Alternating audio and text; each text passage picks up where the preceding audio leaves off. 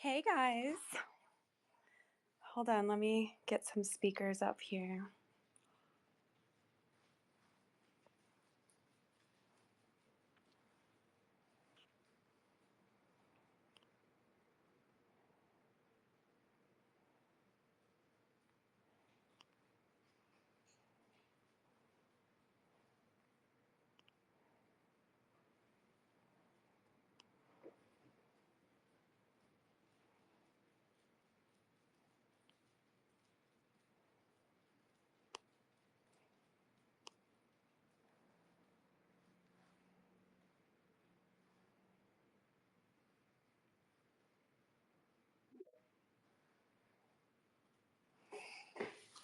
If anybody wants to speak, just raise your hand and I'll run you through.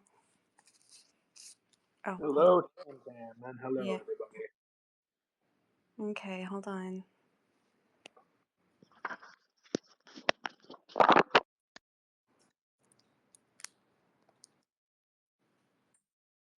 Hey, Tam, I think you made me just a speaker if you wanted me to help co-host. But I just invited you to be a co-host. You didn't get it? no, it's sent as a speaker. Well, hold on. Let's see. Oh, I guess I need to remove you from a speaker and then put you as a co-host. Let's see.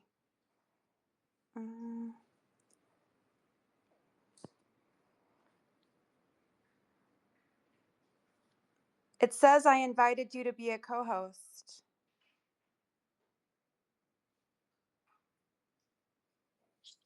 You have to accept it. Listen. Oh, good. It worked. Good job, guys. It kicked me back in. Oh, there we go. Now I'm co-host. There we go.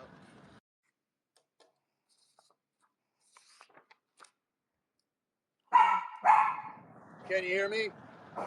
Yes, I can. Do I have too much background noise? Or are we okay?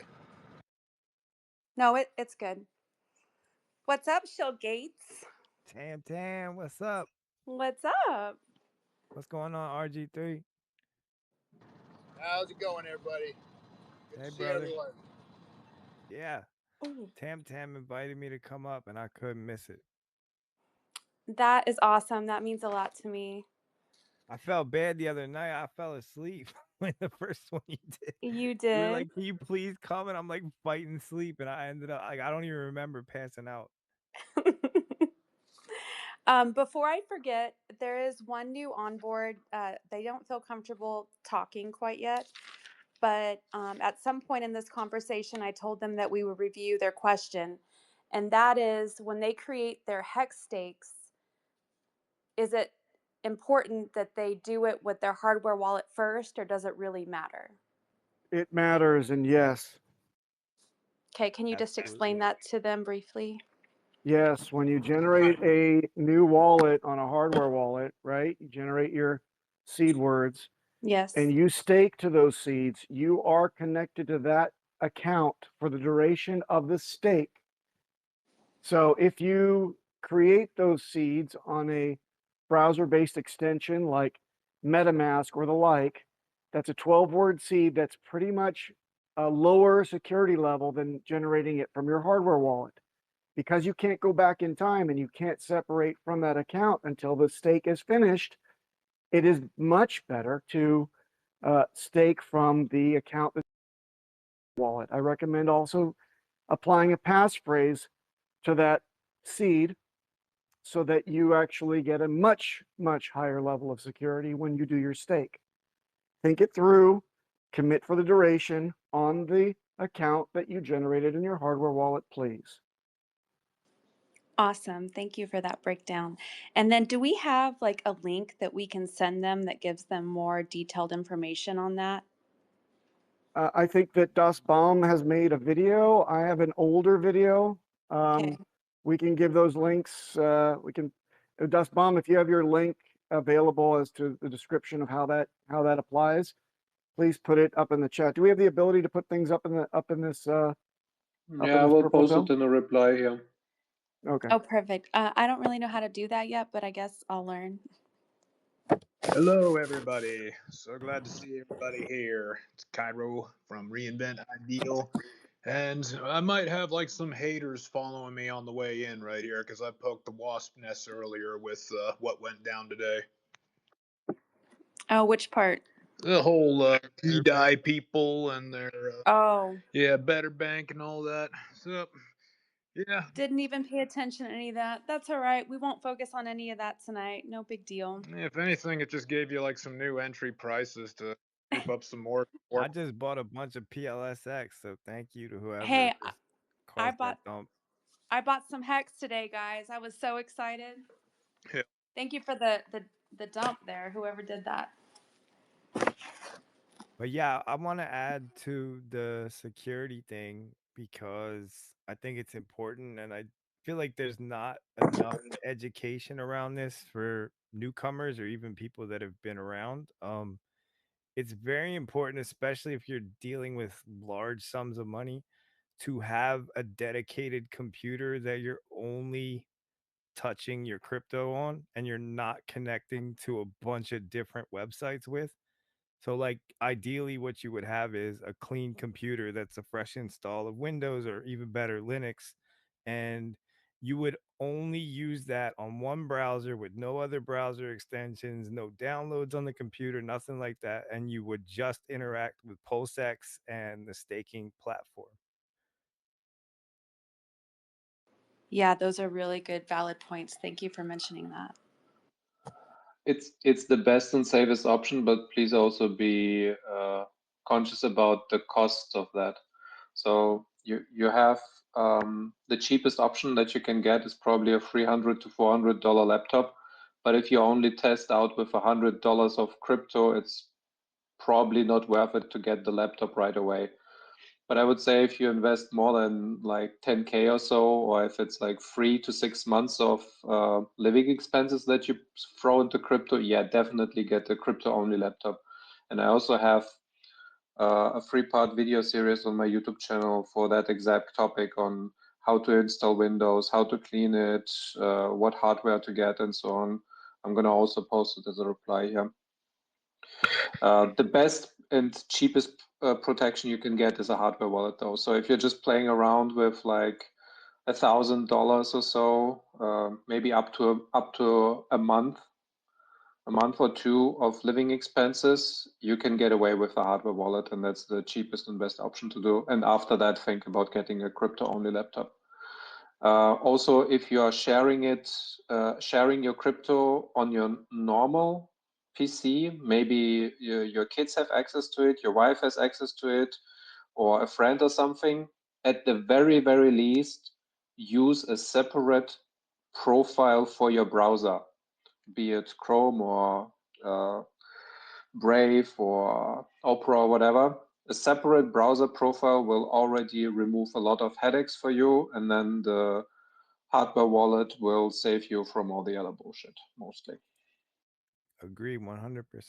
And the only other thing I've had is if you're a whale and you have a lot of money, I would buy multiple hardware wallets and split it up just in case something happens to one. You still got the redundancy in the other ones. This is awesome information, guys. Okay, so to start the show, our topic tonight is who is Richard Hart and why did he invest HEX, Pulse, PulseX, and Inc., and why is this likely the best economic opportunity right now? And I was hoping that I could hear some of your insights on what you guys think and how you would answer that to new onboards. Would anybody like to speak first? What about you, Brandon?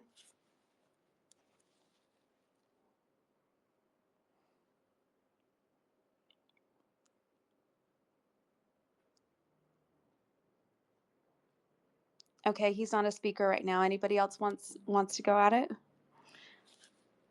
Captain, you want to answer first? I missed the question because I was texting to you.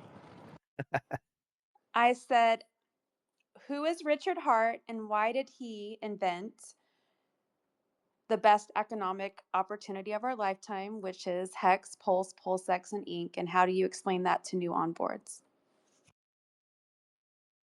Ah, perfect. My favorite subject.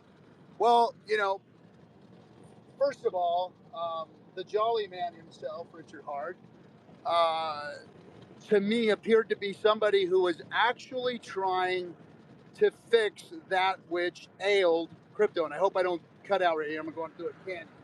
But he set out to get rid of the middleman. He set out to really decentralize the first crypto that had some functionality, and that was HEX.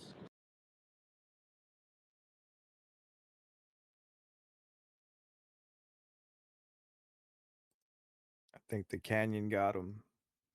That was beautiful and brief. Are there any other questions? Next, mic drop.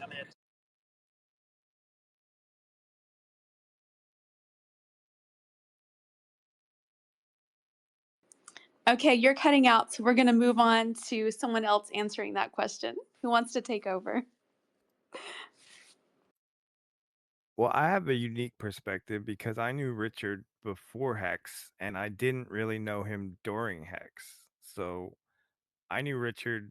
Richard is just one of us. Like literally, he came from the trenches. He came from crypto Twitter. I mean, he had other stuff going on before that in his life, but in terms of crypto, like he was always right in the mix. Like he wasn't uh the elevated figure that he is now. He actually had a lot more respect back then because he had created his own thing that sought to replace the holy grail that some people saw it, which created a lot of enemies. But back then he was a very well respected member of the community, and he had a lot of great insight and a lot of great points. And initially I remember he was trying to launch something else that would have been revolutionary and would have changed the world. And that was his thing was we had all this hashing power for Bitcoin that was essentially useless. Like it was processing the blockchain, but nobody had come up with a way to harness it to use it for good or commerce or anything like that. And he was going to harness it to provide compute power to things like rendering videos, eventually AI, stuff like that, machine learning. And I thought that was genius. Like that's when I really first came across him because I had watched a couple of his streams and then I found that he was starting to talk about creating his own token.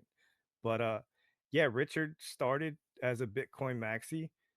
He eventually evolved and I believe would claim that he became an Ethereum maxi to some extent.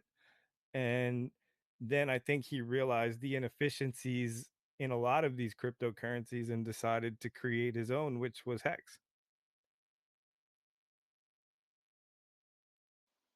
Quick interjection. The other token that was there before, that was blockchain enhanced distributed computational fluid dynamics. It was the CFD token. You can still look it up on the Internet Archive if you're interested. It was CFD token. It was cfdtoken.com. Yeah, I remember. I almost bought it because I was like, when are you dropping it? And then he pivoted and went to Hex, and I was trying to buy that too. Like I have old tweets of me trying to get on the email list and all that, and then I just lost track of it because I was so busy. Like I've been in the trenches all this time, and I just moved on because you know how Richard is. He tends to delay things. But I missed out. Like it sucks, but I'm here now. Yeah, I remember he said it was too difficult and that there was no product market fit. So he does the things that work, and Hex just eventually was created out of that. It was him looking for glory, looking for money, making other people rich along him. Those were, I would think, always the reasons for starting Hex PLS and PLSX. I can tell you both like what I know and also what I think, because when we look at Richard Hart and just his relationship with Hex, it's really it's cost him more, I think, recently than it's made him. Now you know what all the haters are saying is that he's doing this just for the money or he's trying to rug everybody and everything. Well, here's what we know for sure. he was a Bitcoin maxi and he was just looking for ways to make Bitcoin better originally. But as he was looking for ways to make Bitcoin better, he found that it was just easier to make his own coin and put all of his efforts and energy into that. Now, if I can tell you like what I think Richard is doing, like what's motivating him, is that from a lot of the clients that I saw back in TradFi that were just so incredibly rich, they couldn't hope to possibly spend all their money within their lifetime. It's likely he's there too. I mean, you can see with like the extravagant shopping sprees he does over at Gucci and Burberry. But when you reach that level of wealth, what you start to focus on more so is how can you buy a better world? How can you use that money to make the world a better place as you see it?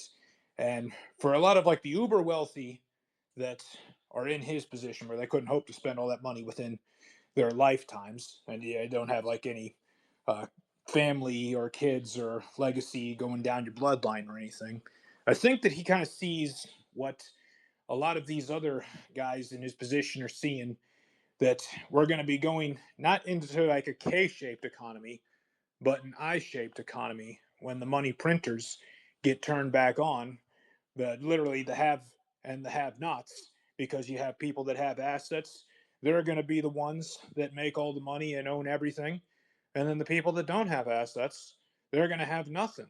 And it's going to be a much wider split this time around when the money printers get turned back on. A lot more people are going to be in the bottom percentile, where you got nothing and you couldn't possibly hope to have any upward mobility in your life. So I think what's motivating him is wanting to make the world a better place with more net worth mobility, with more wealth possibility, and make it not necessarily easier, because I don't think that like crypto is easy for the average person, but make it at least possible where the average person could buy into it and be able to finally free themselves from the horrific menagerie that we're all born into, where you're just a 9 to 5 wage slave working your 40, now probably 55 years till retirement.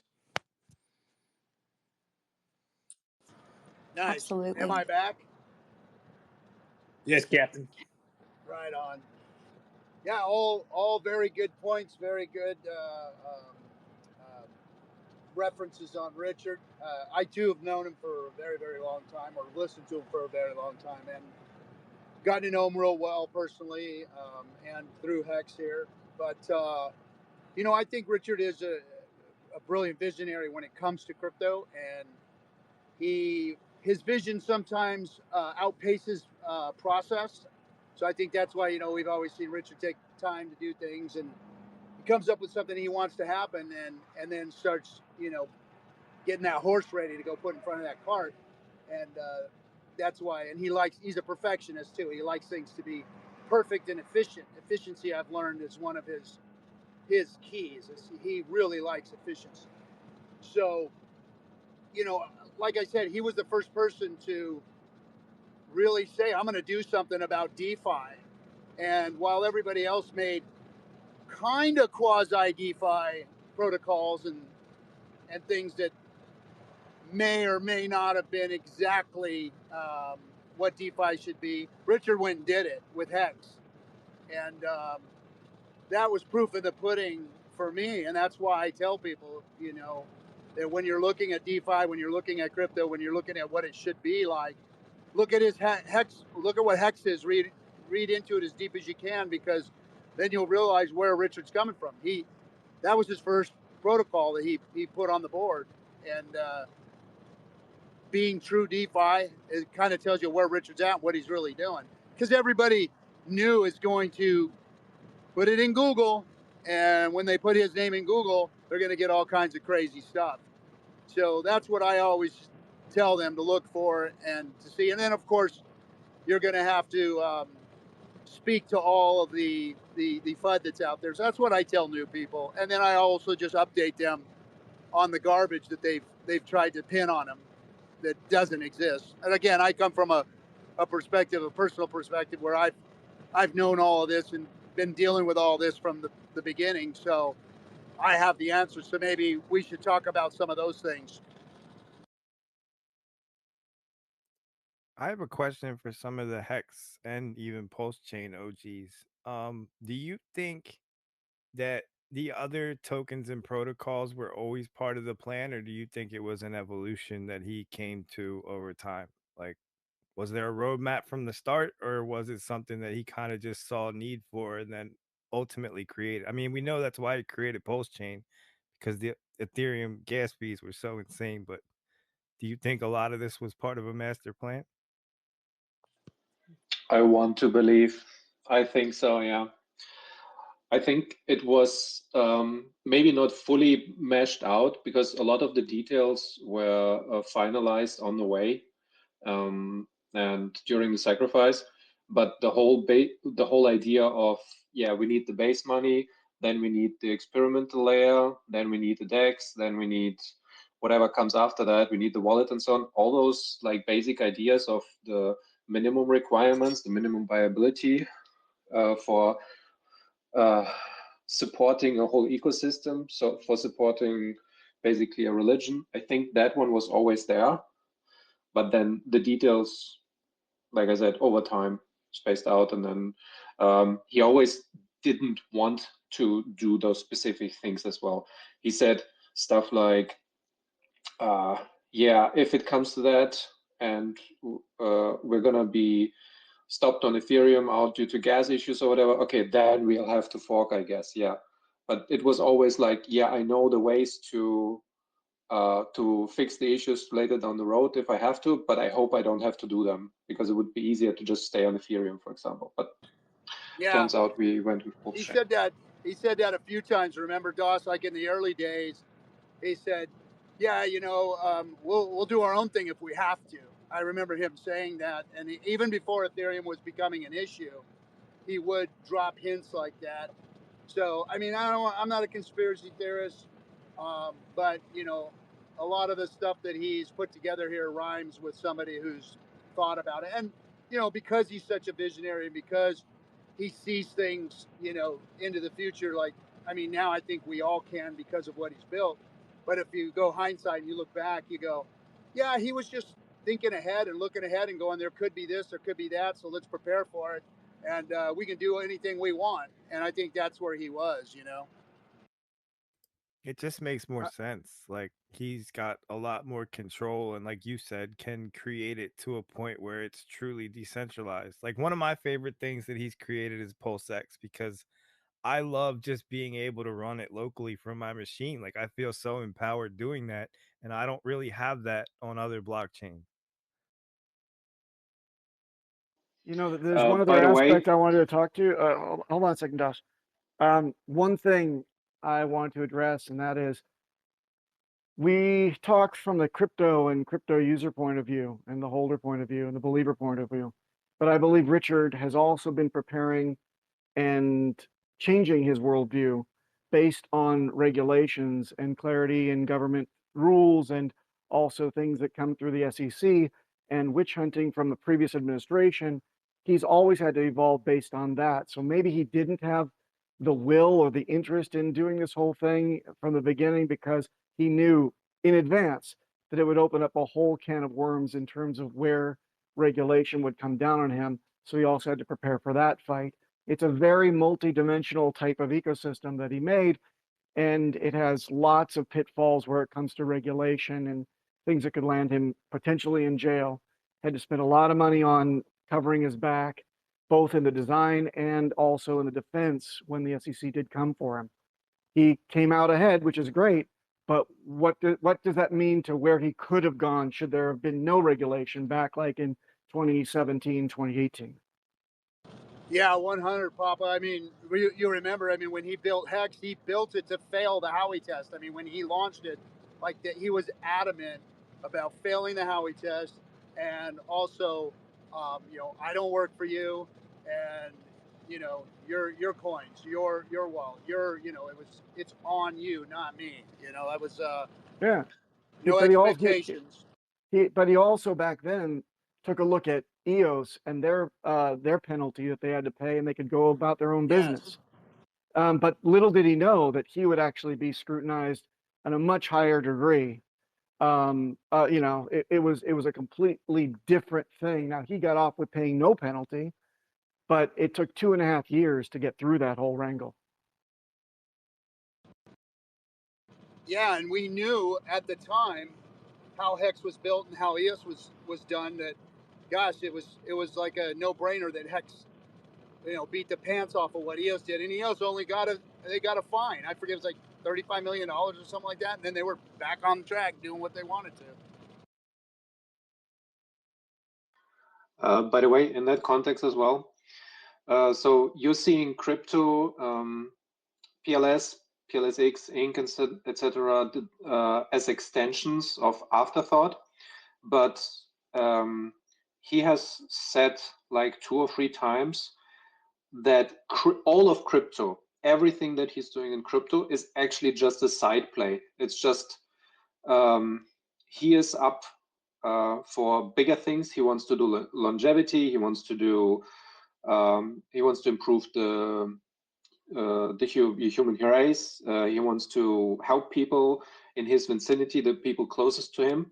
And crypto is just a means to get to that, because it is the most efficient money allocation that you can have. So when he saw this come around, he realized how big crypto is going to be. Then he said, okay, I have to focus on that for the next 10, 15 years. And after that, I'm going to have more leverage to do the things and be more effective in the ways of helping other people. That's the whole sci-fi playbook, basically.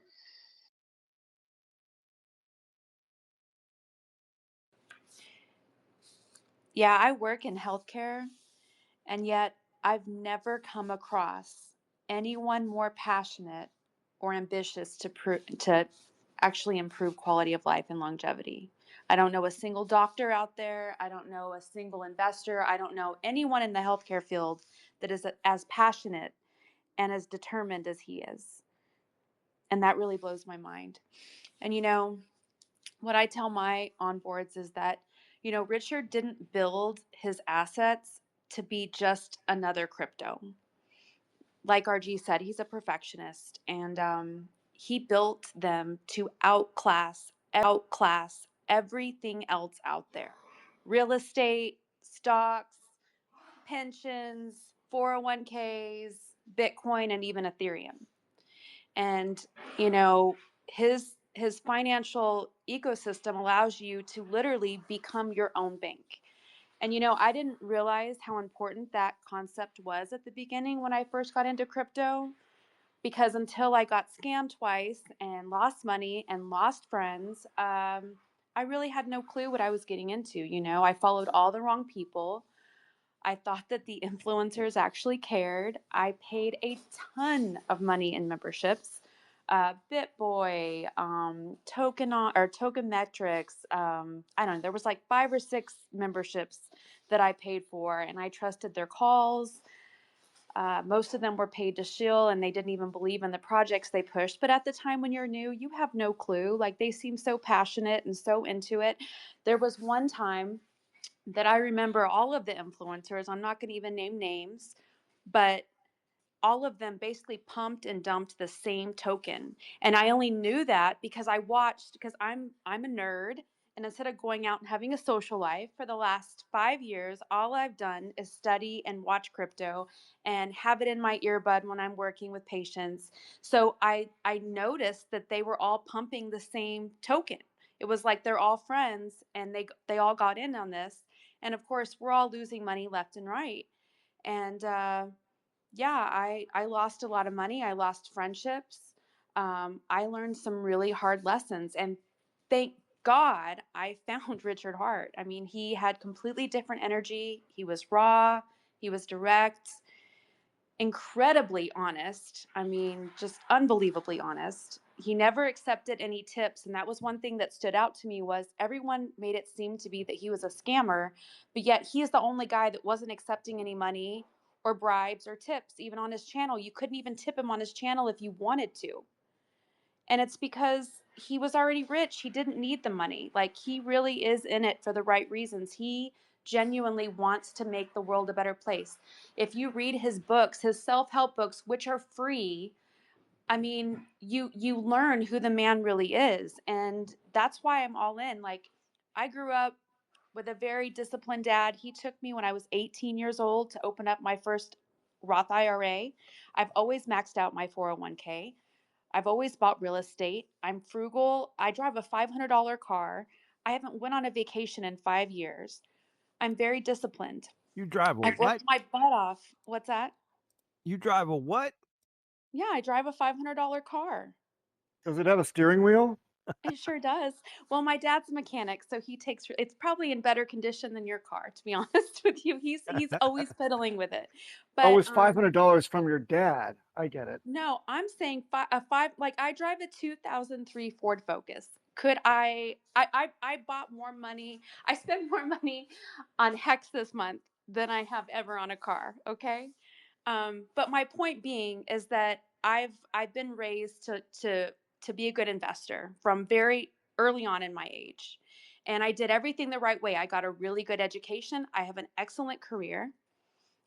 And even though I've done everything right, because of inflation and because of the way that everything is set up, everything is against us. I work with doctors who make really good money, but because they owe $450,000 in student loan debt and they have to spend 8 years going to school, everyone is set up for failure. And it kills me to see some of the best talent that I work with. They're so exhausted, they're overworked. We're all slaves. We're all slaves. And Richard Hart is the first person that I've come across that actually gives me real hope that we can change the world and make it a better place. This is the first time I feel truly empowered. I used to actually care about materialistic things, new clothes, new whatever, but I am so passionate about helping other people now and being a better version of myself that none of those materialistic things matter to me anymore. I genuinely do not care. You realize beauty is within anyway, right? But what I love about Hex, my favorite part about Hex, and this is why I will never leave Hex, is because I view it as being the best passive income stream I have ever experienced. Before, when I had real estate, um, the craziest stories, like during COVID, one of my tenants, she couldn't pay her rent for a whole year. She lost her job, but I legally could not evict her. So I had to still cover all of that rent. I had one other house where there was a bunch of snakes in the house, and they had a baby, and I was worried that the snakes were going to get in the crib, and who knows what happened. Like, I was totally stressed all the time with this real estate. And yes, if Richard Hart didn't create Hex, I would still be in real estate. But I realized that Hex is so much better than real estate, and we're getting in on the ground floor of these amazing assets that people have not even really woken up to and realized what they do. But and it doesn't even matter which one of the assets you prefer. I know some of the guys in here, they prefer Pulse, which is a faster, cheaper, greener Ethereum. And it's like buying the ground level of Ethereum. But it's actually even better because it ends up being ETH. Well, actually, ETH ends up being Pulse's testnet, right? That's what he says. So I know that some people are frustrated that we haven't upgraded yet, but there are logical reasons behind that. And then with PulseX, it's like buying the ground level of BNB or Amazon, except for it's decentralized. And instead of the CEOs making the money, it's the actual investors, right? And then Inc, same thing. It's a reward token for providing liquidity, and it incentivizes people to strengthen the ecosystem while rewarding them at the same time. And it's like this whole system just works together as one smooth machine to where we never have to depend on all of these middlemans and banks, and especially Celsius and FTX. That's how I trusted Richard Hart to begin with, was all these influencers, Wendio and BitBoy, Elio Trades, all these people that I were watching, they were like, hey, FTX is safe. Celsius is safe. So I had all my money. I literally took my 401k money and I had it sitting in FTX and in Celsius. And if Richard was the only one yelling at the top of his lungs, like, it was annoying, actually. It was literally annoying how much he was yelling at me to get my funds out. So I finally just did it because I was tired of hearing him bitch about it. Literally. And thank God I did, because weeks later, FTX and Celsius went down. And it's funny to me because all of the other influencers were making it sound like Richard was a scammer and he was crazy, but he was the only one telling the truth. And then, even after all of that, none of those influencers said, you know what, I was wrong. Richard was right. None of them wanted to go out and sign the amicus brief. They didn't want to stick up for crypto. And then I realized it's because they only care about their own bags. They're just paid shillers. And yeah, I get it. I want us to all be peaceful. I don't want to find enemies, but those are not the people that I care about pumping our chain. We are different than that. Richard has already said we do not need them. We're not going to buy anyone's loyalty. If they do not see the opportunity in front of them, then they get to miss the boat and they can buy it higher. But we need to quit acting desperate. We need to quit acting desperate I, and be proud of what we own. I freaking love everything you said, Tam. Nailed it. I want to go backwards while you kind of started touching back on it again. Hopefully, and I don't know how much he wants to get into it. I'd like, Shill kind of lived in that world, so I'd like to hear what he has to say about the influencers out there and that are even still out there today, and where that comes from and where that might have came from. But another thing I'd like to say before I turn it over to him is, Richard did all these things that you're talking about and made things better, and was the guy that was yelling at the top of his lungs for everybody to go save themselves. And he was right. And luckily, somebody like you listened, and you were able to turn that around. But something else he said that I want everybody to kind of remember, it just goes back to something you said at the beginning, what you were saying, is that, when Richard launched HEX, what we were talking about at the beginning, he said that, and he didn't say HEX will do. He said he designed HEX, and this is how honest he is. He designed HEX to do 10,000 X and work flawlessly. And if you just look at that alone, that's rare in crypto for people to say things like that. And the way he said it, he didn't say it's going to do and you should get in and hurry up. He said it's designed to do 10,000x. And guess what? It did. It was designed to work flawlessly. And guess what? It did for over 5 years now. So, on that alone, on that merit alone, people should be looking at Richard for what he's done and what he's called and how he's built these things and how successful he's been. On top of all the FUD coming in and all the other people that were shilling and wrecking people. And again, luckily, somebody like you, Tam, was able to listen to him, change your perspective, make a decision to do something else, and actually save yourself. And I'm sorry some of your friends didn't, and it cost you relationships and everything else. But Richard's the guy who's been doing good in crypto. And that's why they say, oh, we think he's, some kind of a god or we're in some kind of cult. No, that's rare in this space to see somebody actually do and say something in a manner that's not shilly, that's not wrong, that's not for his own good, but for you and the users and for DeFi and for crypto. And then he did what he said he was going to do.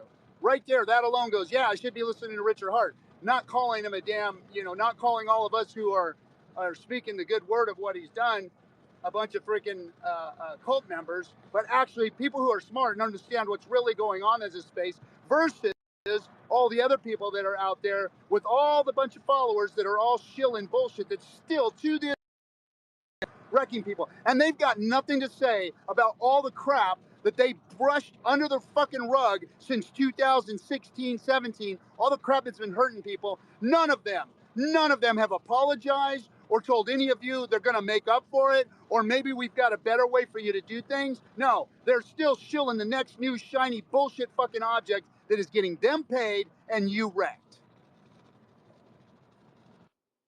Absolutely. What do you have to say, Shill? What do you think about that? One thing I love about Shill, though, is he's honest.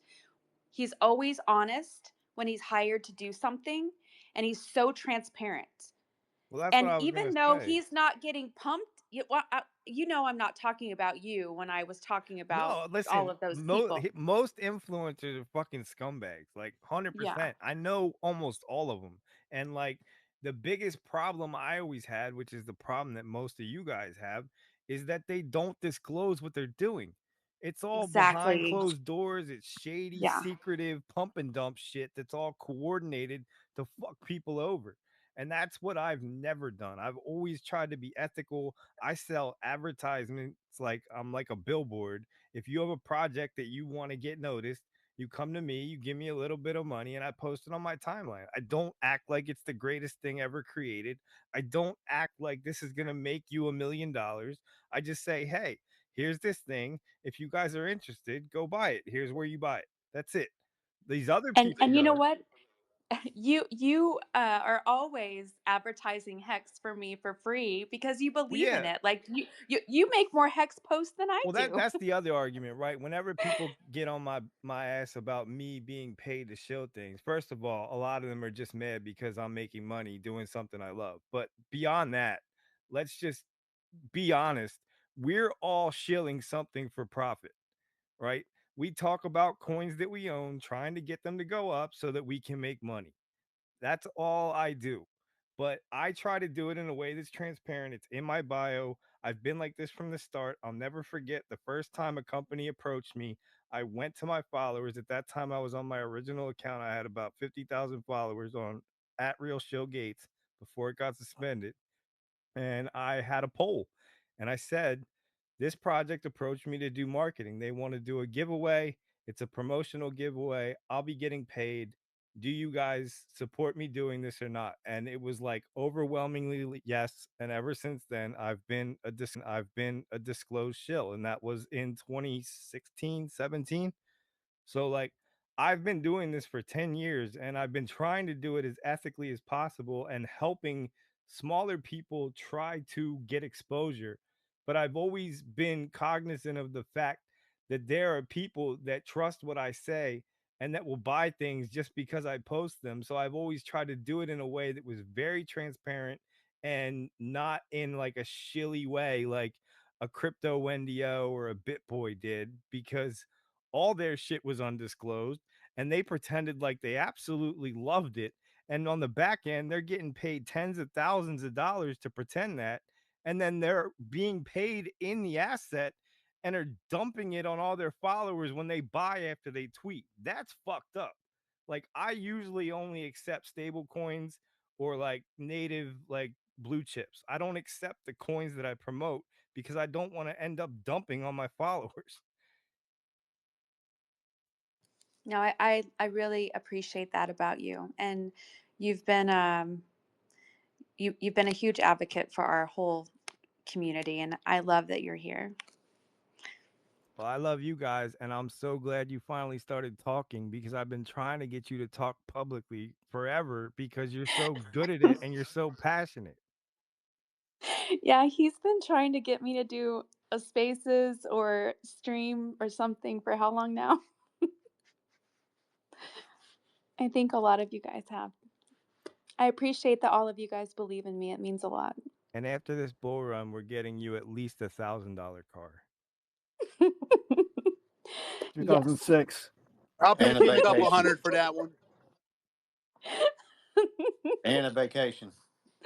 Oh, Jason's talking. Okay, so Jason is one of my new onboards. Um, and actually, me and Pesky Girl, we teamed up and got him in the system. So let's all welcome him to PulseChain, a part of our family. And actually, this space is exactly for people like him. He's been DMing me, trying to get me to have a conversation with him. He wanted me to FaceTime him. I haven't had time. So he was one of my motivations for creating this space. So Jason, do you have any questions? You have the best of the best in this whole space. So whatever I cannot answer for you, these guys will help me so that we can guide you to the best of our ability. Thank you, dear. What is a blue chip that somebody just said a minute ago? So a blue chip is like a trusted token. It would be like a Bitcoin, an Ethereum, a HEX. Like in the stock market, blue chips are like the main biggest companies in the country or world. So it would be like Tesla, Microsoft, stuff like that. So in crypto, blue chips are like the large market cap trusted like solidified coins, and HEX and a lot of the Richard Hart coins would be considered blue chips. Okay, because I hear it all the time. I'm like, I don't know what y'all were talking about, and I'm trying to keep up.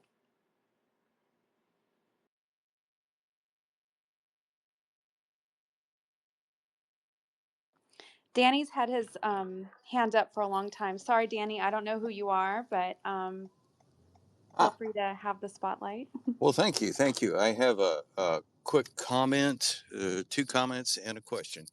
So on the comment side, I really appreciate what all of you and you as well, TamTam, have been saying.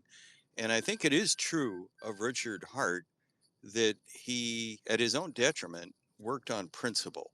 So if you go back into the recordings, you'll see where he basically opened up a can of worms by calling out the SEC directly, pointing out what they had failed to do and all the scams that people had been sort of victims of, and then how the SEC had taken a bunch of money out of the market and kept it for themselves.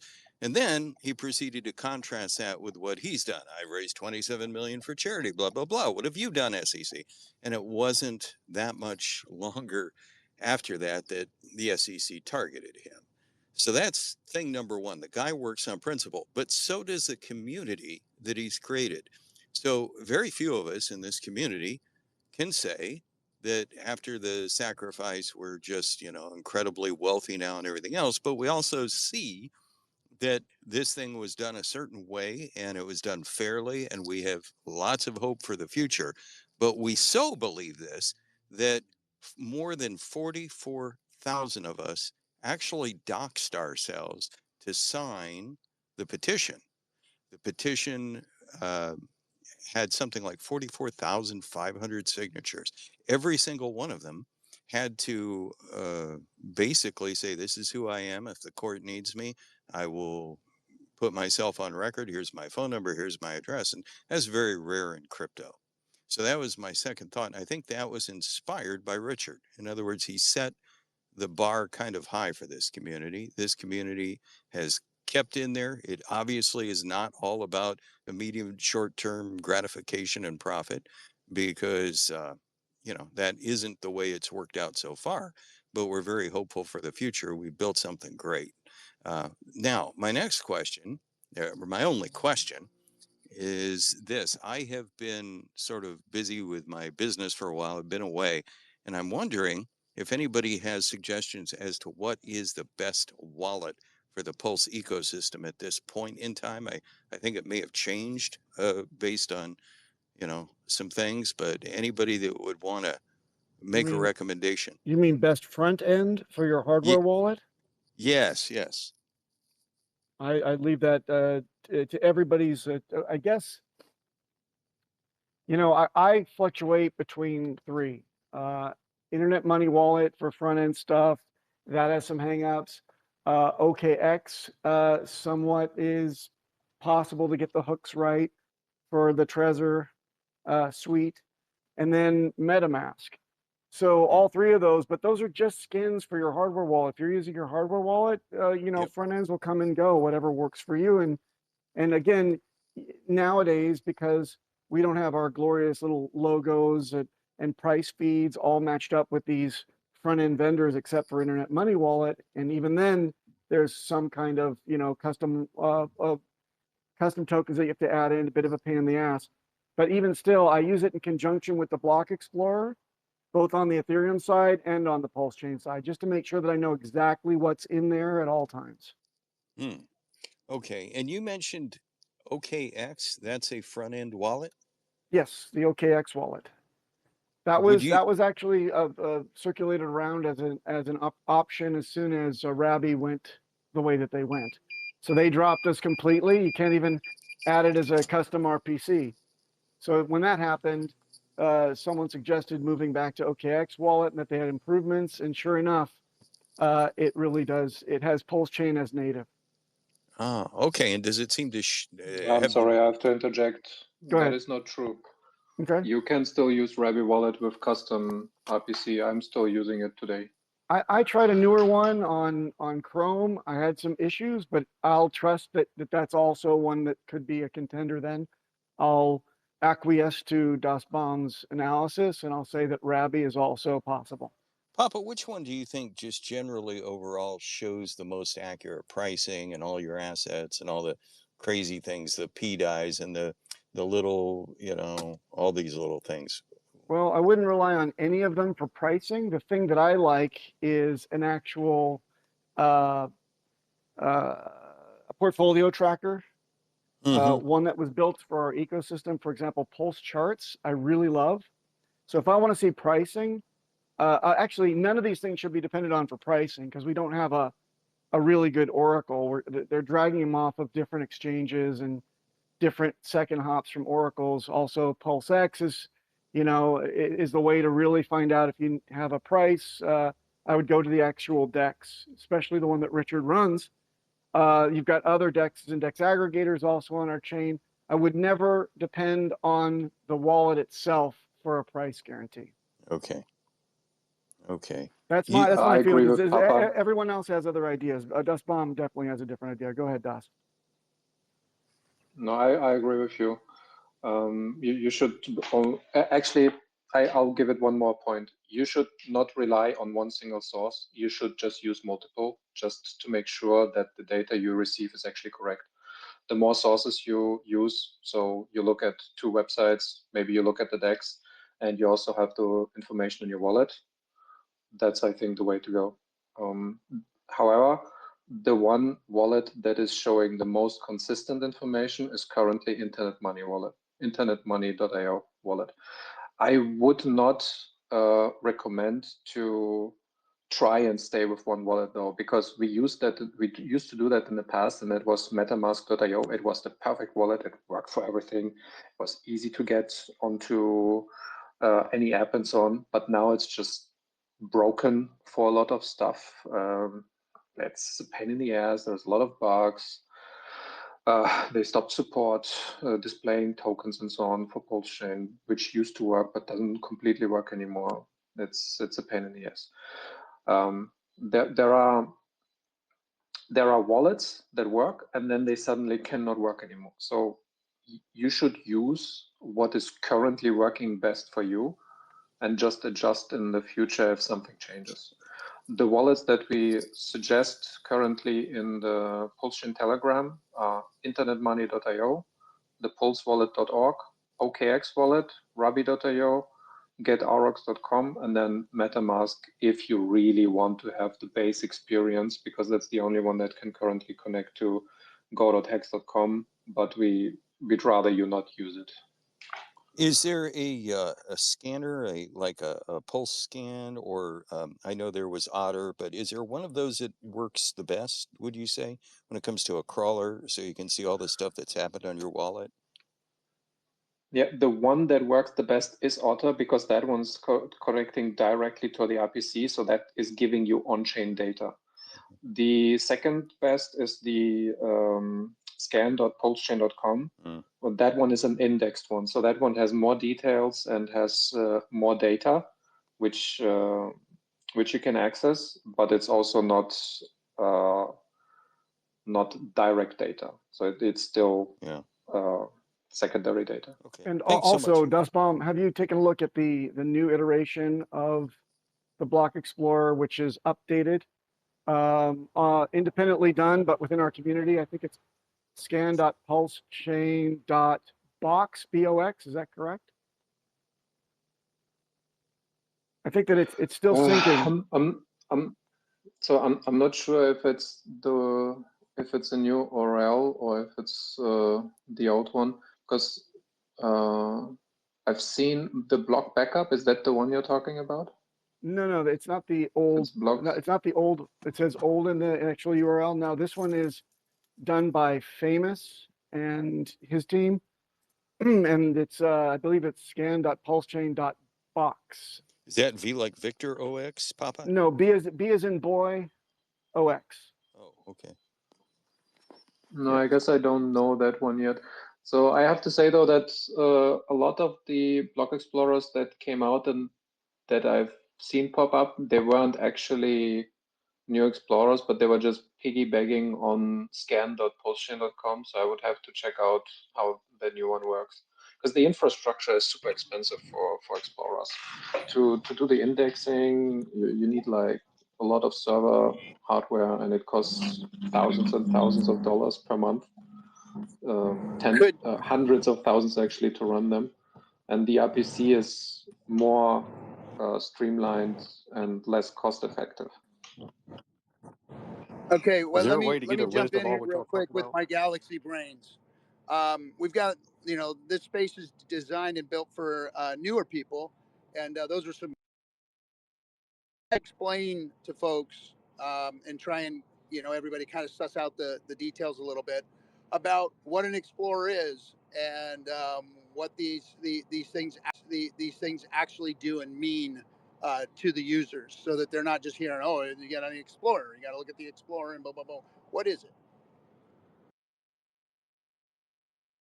Yeah, like for Danny's application on his surface level, which is the one that I wish that I could just survive on, Block Explorer to me allows me to take a look at a given transaction and whether or not it has successfully been completed, and also within my wallet whether or not my goodies are where they should be, and if they aren't, where did they go?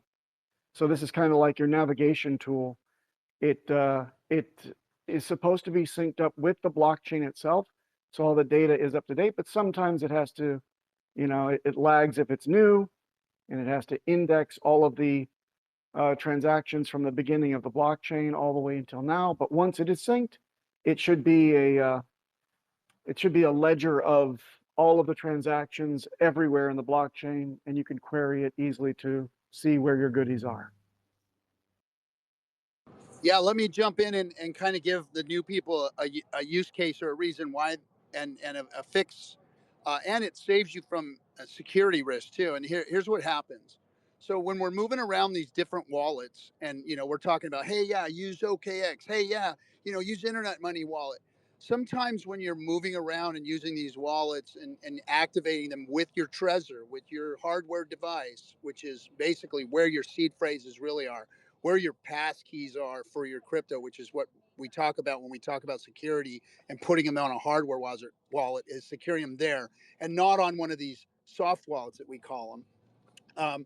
So what will happen is when you're moving around, your assets will disappear from that wallet, and it freaks new people out because you'll log into a new wallet, you'll log your Trezor in, it'll say, hey, your Trezor's hooked up, but where's your HEX? Where's your Pulse? Where's your PulseX? Where are these assets that you have? They're not showing up in the wallet.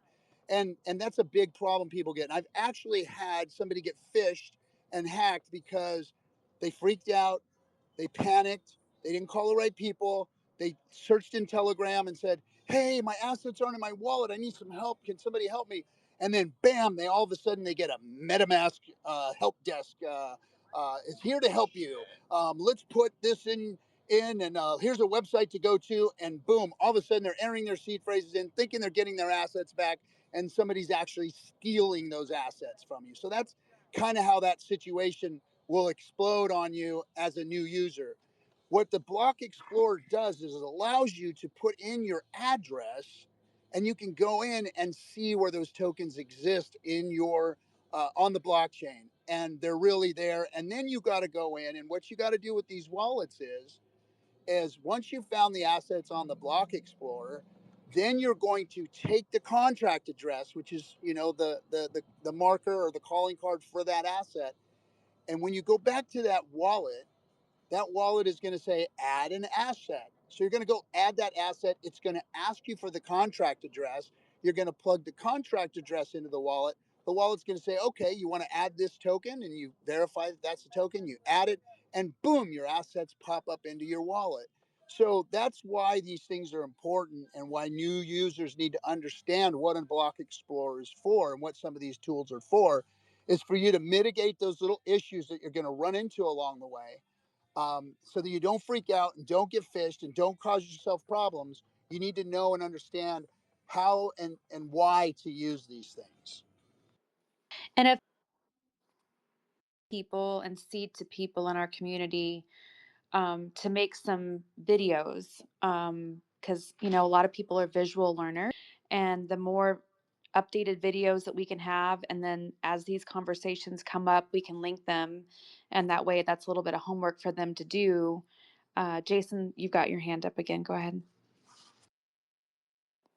No, I was just agreeing with you. I'm a visual learner, so if I watch somebody do it, it's easier for me to learn that way.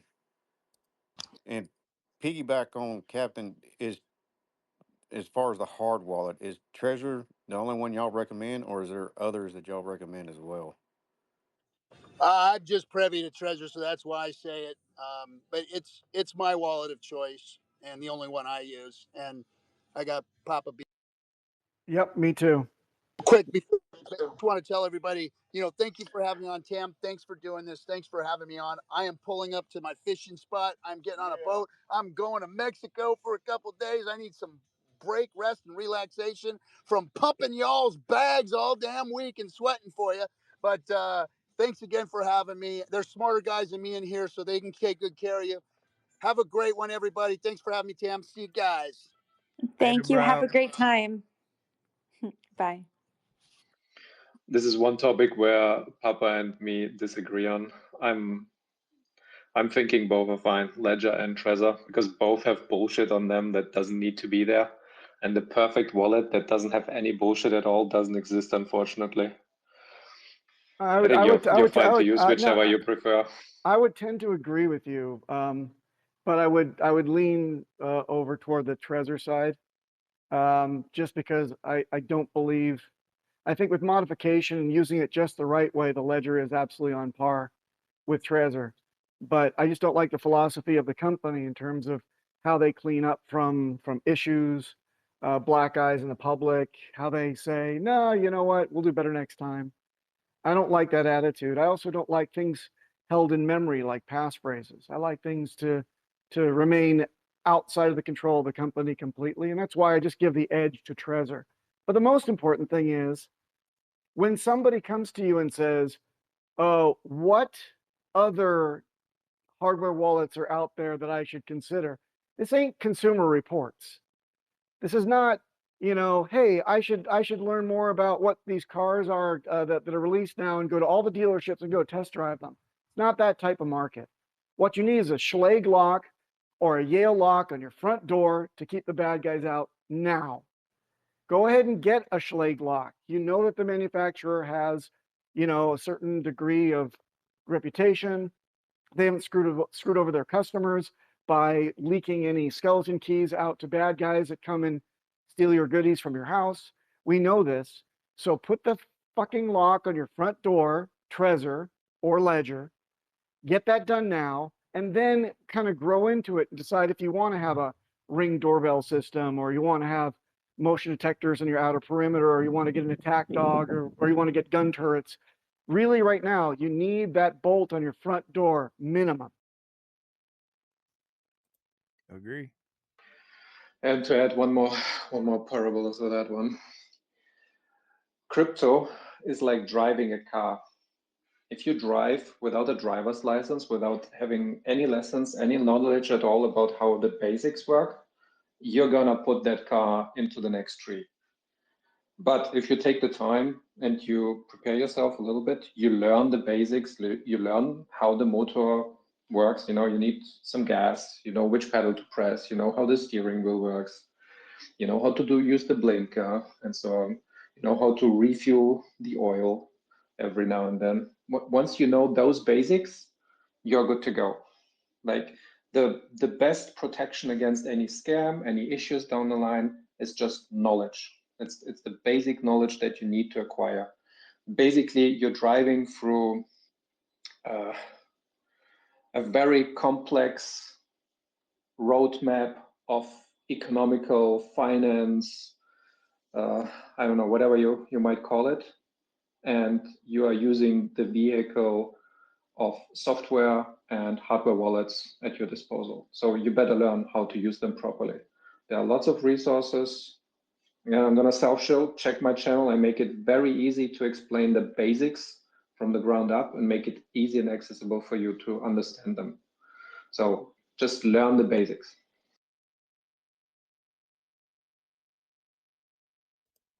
think Pesky has her hand up. Hey, Jason, I don't know if you're still hearing this or not, but I wanted to jump in and talk to you directly. These guys are kind of saying what I said to you when I jumped in and helped Tam out, get you on. It's like I warned you, don't try to get in this and rush. Just take your time, make sure you understand what you're doing. And if you don't understand or anything feels just odd, reach out for help. There are a lot of people in this community who are more than willing to jump in and help you. You just have to learn the proper ways how to get that help.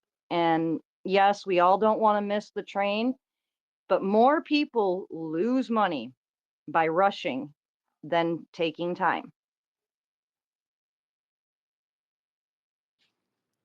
Girl, you're so awesome. I appreciate you so much. And She the other she thing I even helped wanted me to say, today. Go ahead.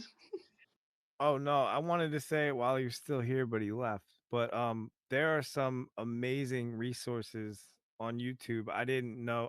I've never met the gentleman next to me, BPK, but he seems very intelligent, and apparently he has a channel. But RH Maximalist, who was just in the room, has an incredible channel full of resources, and so does Crypto Coffee.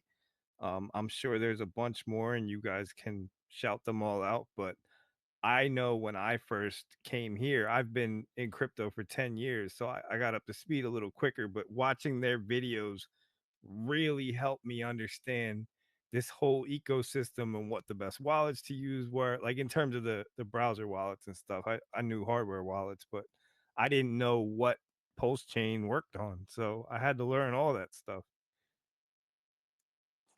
Yeah, I would really like to come up with a collaborative way, like to put everybody's best videos and content together rather than because what I struggle with my onboards is like, okay, go to Crypto Coffee's channel, go to RH Max's channel. And I agree with you, they're amazing. Hexfire.io has amazing stuff on his platform. And we have a ton of guys. And you're right. The guy that is like Giga Brains over here with all this hardware stuff. I just came across him for the first time, even though I've been in the ecosystem for 4 years.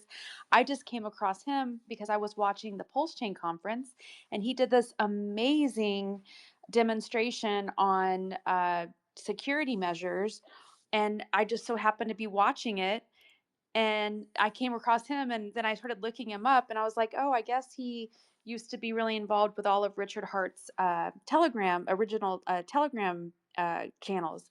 And so I reached out and said, hey, would you mind showing up and giving us some more information? And I started looking at his YouTube, and I'm like, wow, he's got all this great content that I didn't even know existed. And I'm sure that there's a lot of that in our ecosystem, right? Where someone may have already done the work, but we're just unaware of it. And so if we can all just kind of work together, I don't know if I can come up with some kind of like almost like a teledex where I was just gonna say that you should make a peer-reviewed master list for Richard Hart University yes, that has all of the best you could either break it down by section, like do like wallets, OPSEC, stuff like that, or you could just do it. These are the best resources. Go dig in for like general right. And post then chain stuff. and everybody learns differently. Some people want a very long depth information and very detail oriented. Other people, they only have a 2 or 3 minute ability to either have the free time, or that's all their mind can take. And so I think that just having as much as we possibly can on each topic, and we all kind of add to that. And that way, when we get these digital mailers and we have these massive amounts of people coming in, uh, we have something to make it simple for them. And then I was hoping to create these spaces like this for almost like a customer service, right? Because we don't have that. The closest thing we had to that was the Telegram, but from my understanding, those are not even really in existence anymore. So, Yeah. Dust Bomb is still keeping it alive. oh, is he? Yeah. Well, Right, Dust Bomb? Right, I Dust was Bomb? Whoa, whoa, whoa, whoa, whoa, whoa, whoa. we have thousands and thousands of people in there. See? We're helping Ah, okay. we're helping people every day, and it's live. But the issue is more of people. Some people just don't know Telegram exists. They only know Twitter. All of this is a problem of search optimization and leading people to the information. It's the same problem with videos, it's the same problem with website, and it's the same problem with customer support and talking to people on Telegram. Some people don't even know this is a chat option that exists. So the people, if you check out on all of the websites, PulseChain.com, PulseX.com, HEX.com, if you scroll all the way down, it has the Twitter and the Telegram link. So the people that look a little bit further into it, they do find us, and we are like 10, 15 admins over 20 channels or so, and we help everybody with different topics, DEX, setting up validators, dealing with wallets, stuck transactions, bridge transactions, everything. If you have feedback for the websites or for the bridge or whatever, if you need your tokens listed on the DEX and so on, we deal with all of that in Telegram. Oh, wow. I It's didn't even know active you and guys alive. were still doing all of that. That's amazing. So yeah, so I was hoping to use this space more like almost like a decentralized customer service, right? Where we welcome new people, no dumb question, just feeling comfortable and being able to refer them where they need to go for more detailed information. Go for it, Pesky. Tam, just so you're aware, we do open voice chat occasionally in the Internet Money Telegram for exactly what you're talking about, so we can help users Oh, that's customer awesome. service wide.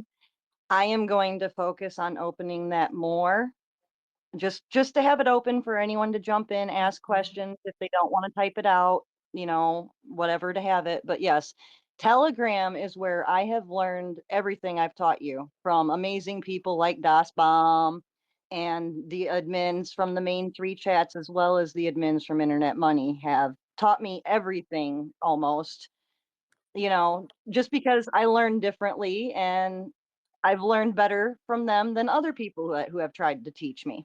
Yeah, this is all great information to know.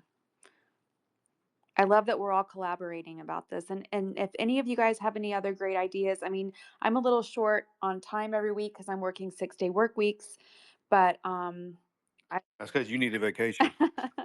I'm not taking a vacation anytime soon. Hey, Jason, I'll tell you this right now. You get a Trezor, I'll commit to helping you set it up with the condition that you teach other people. Yes, and if we could even make a video of that, even better, right? Because I think, like Jason was saying, it helps when people have visuals. There, you got your visual learners, and then you got your people that can read a book forwards and backwards and understand it. I'm a visual learner. That's the way I've always taught myself, was doing visual. Yep, and I'm the bookworm. We got it all. That's the reason why. That's the reason why you and Tammy helped me like y'all did. Yeah. It was really awesome because he was reaching out to me and he was wanting to know how to buy it. And I had patience in my chair. So I reached out to Pesky and I was like, hey, Jason's trying to get in. I'm with Patience. Can you help take over? And she just took right over. She didn't skip a beat and she got him in. And it was really awesome.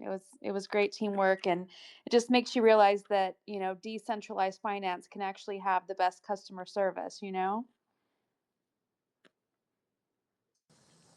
In that regard, I'd like to put a good word in. He doesn't need it, but Papa knows more about security on the little end of his thumbnail than I'll ever know my whole life. And I'm very much in his debt because I was doing some really stupid stuff before he got me into hardware devices. So, Yeah, that's yeah. why he was the first person I contacted when I decided to do this space. I said, hey, are you going to help me answering these questions that I probably won't be able to answer as confidently? Well, I can even go so far as to say throughout crypto, I mean, I don't care what blockchain you're talking about, probably nobody can hold a candle to this guy. And, Yeah. yeah.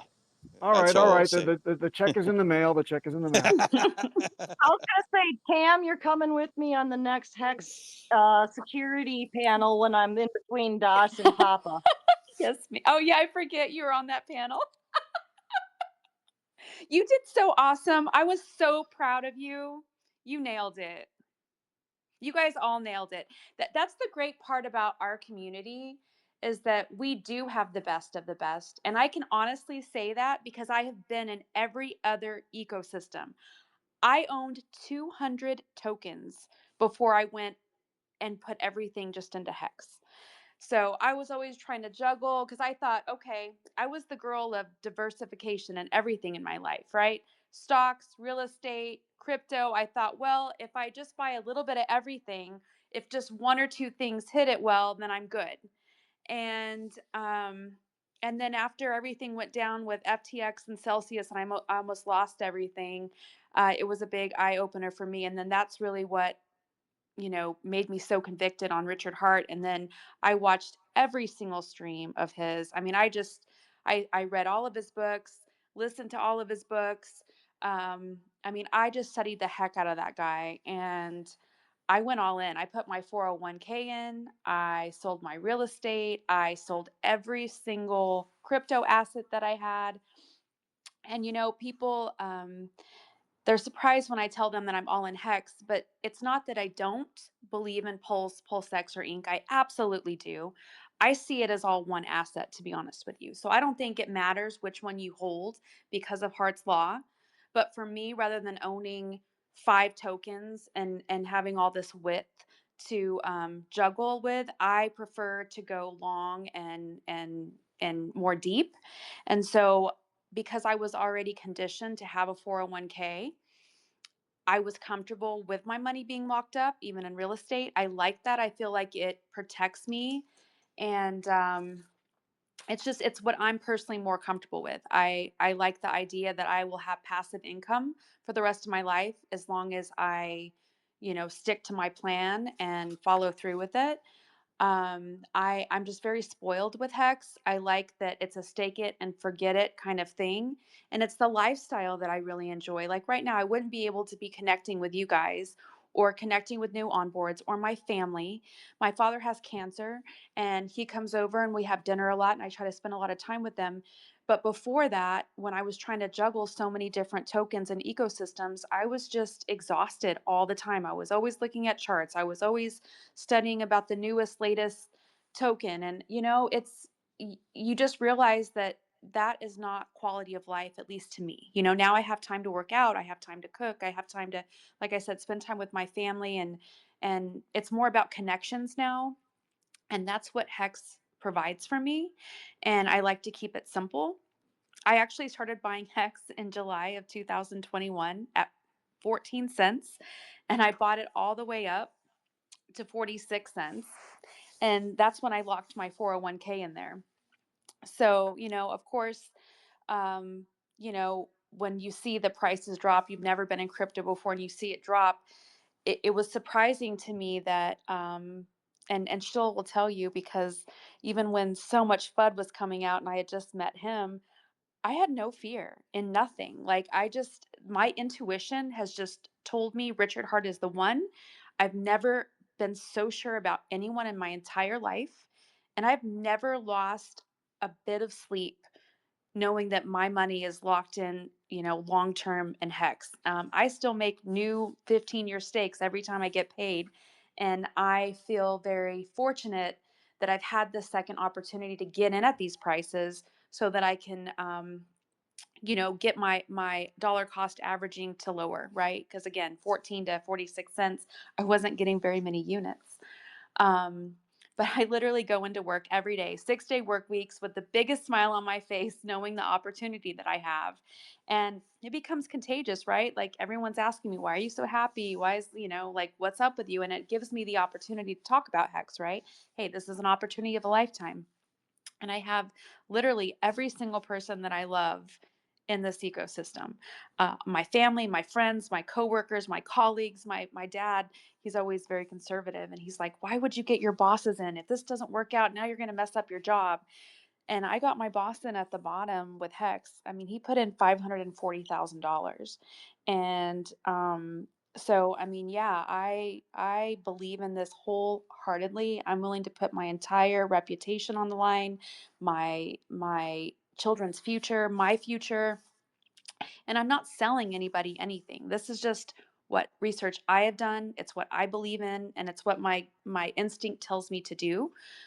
And I just, like I said, I went from having a huge diversification portfolio to just all HEX.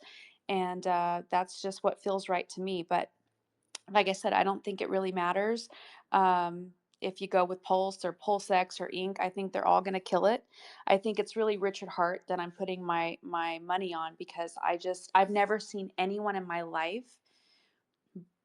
be willing to sacrifice on the level that he has. I mean, I don't even think he's got to see his family in years, like people talk about that he had to live on, upstairs from on a sandwich shop. Like, he's a billionaire. But he didn't run. He fought the SEC. He did it by himself when everybody else in crypto didn't care. I mean, that man is the best man I've ever seen. And I have never had anyone in my life fight that hard for me and my kids, ever. For my freedom, for me to live a better life. And he genuinely just motivates me to be a better person. And, you know, one thing that offended me, I don't know if I should bring this up, but, I don't like to have drama or get into it with anyone, but I did have a little weak moment with Wendy O, because, you know, she had made a comment that she doesn't go down on Richard like we do. And it's like, you know what? Richard created these assets so that I don't have to go down on anyone. We don't have to suck any middleman dick. And that's where people just miss the whole point of who Richard Hart is cutting out all of the middlemen. Um, I and know someone she did go down on though. well, I'm not going to go in hating her. The way I look at it is that so many people had the opportunity to listen to him and they didn't. And the sad truth is that it's karma, because she probably wouldn't still be streaming from an apartment if she did listen to him, because it was one of the few tokens that did a 10,000x. But you would think that after all of that, you would at least say, "Hey, you know what? I messed up here." But none of the influencers did, right? And to me, that just shows that we don't need any of the influencers. We are the real stories. And it's our success stories that are going to help bring people in the future decades. And if that means that we have to step up and be the role models and stay out of the drama, that's one thing I've really worked on a lot. Is I have things used to trigger me so easily, and I've learned through the strong men in this community that it when you're a champion, you don't get distracted by losers or trolls, or you know we will beat them on the charts. And if they don't believe in us at 1 penny, then they're going to probably be the ones buying our bags at 10 cents or 20 cents or $10. I mean, I'm one of the crazy people I genuinely think that Hex can flip Bitcoin. Why can't it? It's a better Bitcoin. You get to earn yields. It's the best pension plan, self pension plan, 401k plan, business. I mean, pretty much Hex is the most diversified type of investment that you can possibly have. And and it literally will pay you to do whatever you choose to do. So whatever you want to do, right? If I want to become a better marketer, well, I have time to become a better marketer for my company now. My company is Hex, right? That's my business. And my business is to help free people from slavery. Like, that's the best job in the world, right? Like, I feel the best about myself when I actually have real solutions to people's problems. I'm a healthcare provider. And the sad part is, everybody's dying from chronic inflammation. And the core problem from that is financial stress. It's chronic financial stress. Everyone is breaking down in one way or the other. And when they're in my chair and I don't have a good solution for them, oh, here's a night guard to help protect your teeth because you just fractured 4 teeth because you're stressed out because you can't afford your bills, or because, you know, you hate your job or whatever. But is a night guard really going to solve your problem? No. I mean, we're just in this terrible situation. Everyone is in this terrible financial situation, and this is the first time I actually see a real solution to people's problems, everyone's problems. And I feel so excited that here soon we're going to be taken more seriously, because it's a little hard to sell something when it's, you know, 90% down. But we know that here soon we're not going to be in that situation. And so we need to start being proud of who we are, what we own, and we're going to take our brand to number one. And anyone that wants to laugh at us now will be the ones asking us for advice in the future. And so I think it's important that we stay out of the trolls' ways. We do not get caught up in drama. You know, that guy, Jim Crypto Rat dude, he would drive me nuts. But then I realized he's not worth my time, because one day that I waste fighting with someone else is a day that I could have helped save someone else. And so, you know, these tools are only helpful if we get them out to the world and we tell people about it. And I know a lot of people have not been comfortable with that because of our prices, but this is going to change. And so we've got to be ready, and we're going to have so many people coming in, and we got to get them in safely. We've got to welcome them. We can't be on defense mode. And we've just got to be better role models. We've all got to work on ourselves. And that's what I love about HEX, is that I now have time to step up and be the human that I want to be. And I'm not looking at charts every day. I'm not chasing the new shiny token, because I don't believe that anything is going to ever beat HEX in the long run. I really don't. Or if something does more X's, but if you don't have the liquidity to back it up, does it matter? TamTam is one of the most passionate and most dedicated people I've ever met. Not even just in crypto. Like, me and her would get in legit arguments and debates. And like, she would always stand her ground and stay confident and just be like, no, like, this is what's gonna happen. And like, I would always tell her, like, I can't do anything but respect that. I got a silver bullet for your debates when you guys are ready for it here. Let's hear it. All right. So while y'all was you were talking there about like what's great about HEX, why are you so passionate about it, but then also staying above the drama, staying out of the comment wars and keeping the haters at bay. Well, I'll tell you, I got one thing that like fits both of those profiles right here, because this is something that I said on my stream yesterday. I'll say it again here tonight.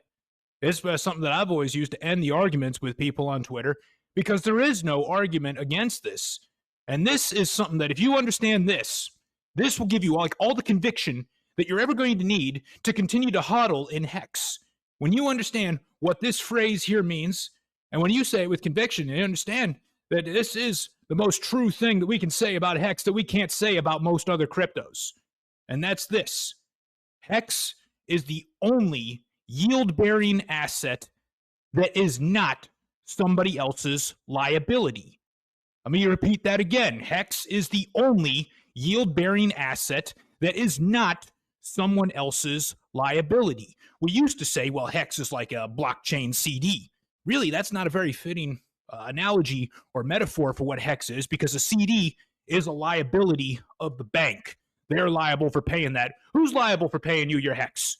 Nobody's liable for that. It's all programmed right into the code, and it's going to happen whether Richard Hart is alive or whether the validators, or there's plenty of them or there's too few of them. It's going to keep happening no matter what and go all into perpetuity. But this is also something that separates HEX from the rest of the Richard Hart core coins, because HEX is the only one that is a yield-bearing asset. Every other yield-bearing asset in existence today is someone else's liability. A bond, that's a liability of a company or a government, or a money market, or income-producing real estate. Those are all liabilities to whoever either owns the original asset or whoever's duty it is to go collect the rent. Even an income annuity, the most surefire, safe form of passive income in existence today. I argue that's really the only form of true passive income is a income annuity. Still, that is liability of the insurance company. But here in HEX, you have an asset that is going to pay you your yield without relying on the obligations of someone else. That's the trustless part of the trustless yield that we talk about. And I don't believe that there is any other asset out there that we could say that about. What we could say about crypto in general is that it's an asset that is not somebody else's liability. Some would say, well, you could say that about gold. No, you can't say that about gold, because as the price of gold goes up, you know what else goes up? Your storage fees, because they base the storage fees on gold on the price of gold, not on the pounds of it that you have. And can we say this about all cryptos? I don't think so. We definitely can't say it about stablecoins, because stablecoins are liabilities of the issuer. And then those highly centralized coins like Solana, we really can't say that those are not liabilities of the foundation that's issuing them. But with HEX, I do believe that is the only one where I can say it is a yield-bearing asset that is not someone else's liability. You get in an argument with a hater and you hit them with that, there is nothing they can say to disprove that statement. There is nothing they can say in response to that that is a sufficient attack to defeat that point. And if you remember that and you understand that point, you got all the conviction that you need to get through 99% dips or 99.9% dips or whatever other dips we're going to have in the future here with whatever these other clowns with their other coins that they're chasing on PulseChain and draining the system with. We can get through all of that as long as we understand that statement. It is not a liability of anybody else. Absolutely. I think that those are really great points. And you know, the fact is, I mean, if there's one thing I am certain of, Richard Hart does not build scams. He builds freedom, and he really builds opportunity for the little guys to win. And I don't see anyone else doing that. And he actually has it to give, right? Because he's a billionaire. And I can honestly say that HEX has really changed my life. And I believe that it is designed to change the whole world. And I am just so excited to be here with all of you guys. I believe that our community is the best of the best. And I believe that we are going to take our brand to number one. I'm incredibly loyal to Richard Hart, and not in some weird, you know, stupid, crazy way. I mean, I'm loyal to this community. I'm never leaving. I want to do my part to take us to number one. And I'm never leaving. I'm not ever going back into real estate.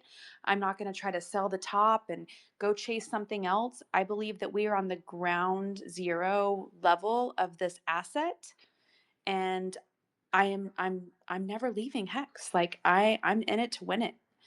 And I hope that many of you guys will be here too. I know a lot of you are staked for 15 years, and I hope you by investing your time here with me, because time is our most precious asset, I do hope to step up more, grow more in this community. And I believe we're like family, right? We have a business together, and each one of us have our own unique talents and skills.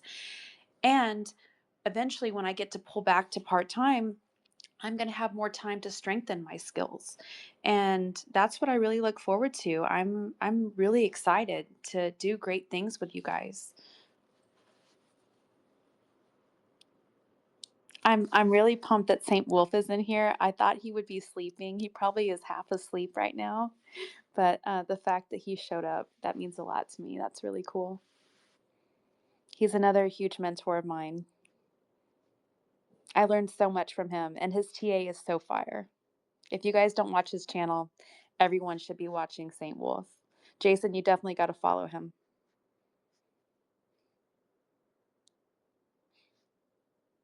He and I might even start doing some Sunday Twitter Spaces as well. We're kind of in the works of that, so I feel that I can learn a lot from him still. I think You want to that's come the up most and important thing. Coaches, That's the most important thing you do. thanks for sharing. That was a really great story to hear, by the way. I liked it a lot. thank you. And we're always all still learning from each other. That's the most important thing to remember. We all make mistakes. We're all human. That's why everybody's got to do their own research. But we all can learn something from each other. Absolutely. I've been in crypto for 10 years and I'm still learning new stuff. Does anybody want to learn right now? Maybe we have another question from somebody who is like new.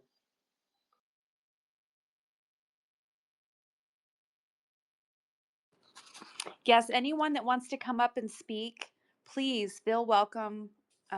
We want everyone here to feel welcome to speak. And again, we can go over any questions that you have.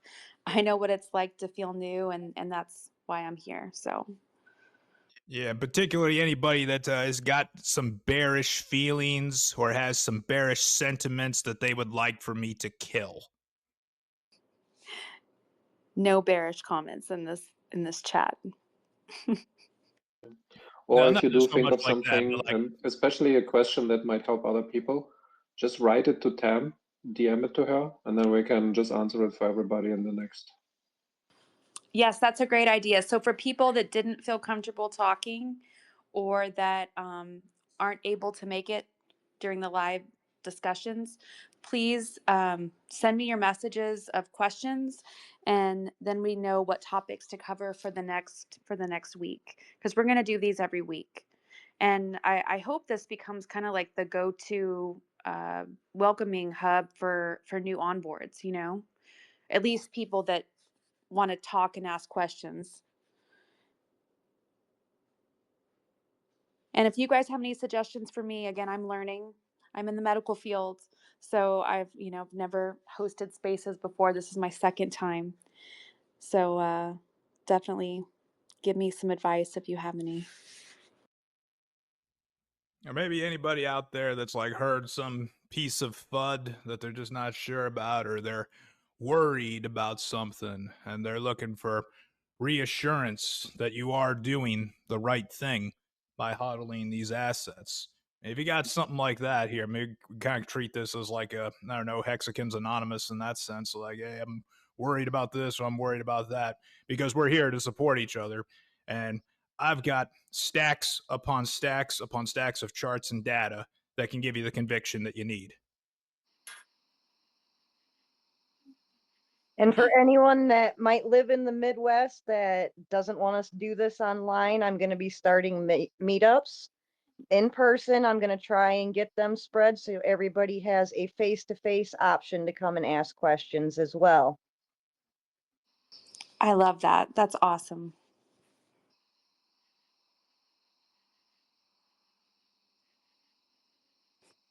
Hi, Roger. Did you want to speak? Yes. Good evening, everyone. Can you hear me? Yes, sir. Hi. This is my first time, to speak on the podcast, but I feel like I'm in a family. You're my family. Uh, I'm sorry, I'm a little bit nervous. Apologies if my English is not. I'm immigrant from Philippines. Um, I just want to first thank you, Tam, for what you're doing for the community. I really appreciate it. And I'm kind of skeptical, um, talking to crypto, in the past, there's lots of things going on in crypto, lots of scammers. And actually, I was one of the victim of last year. And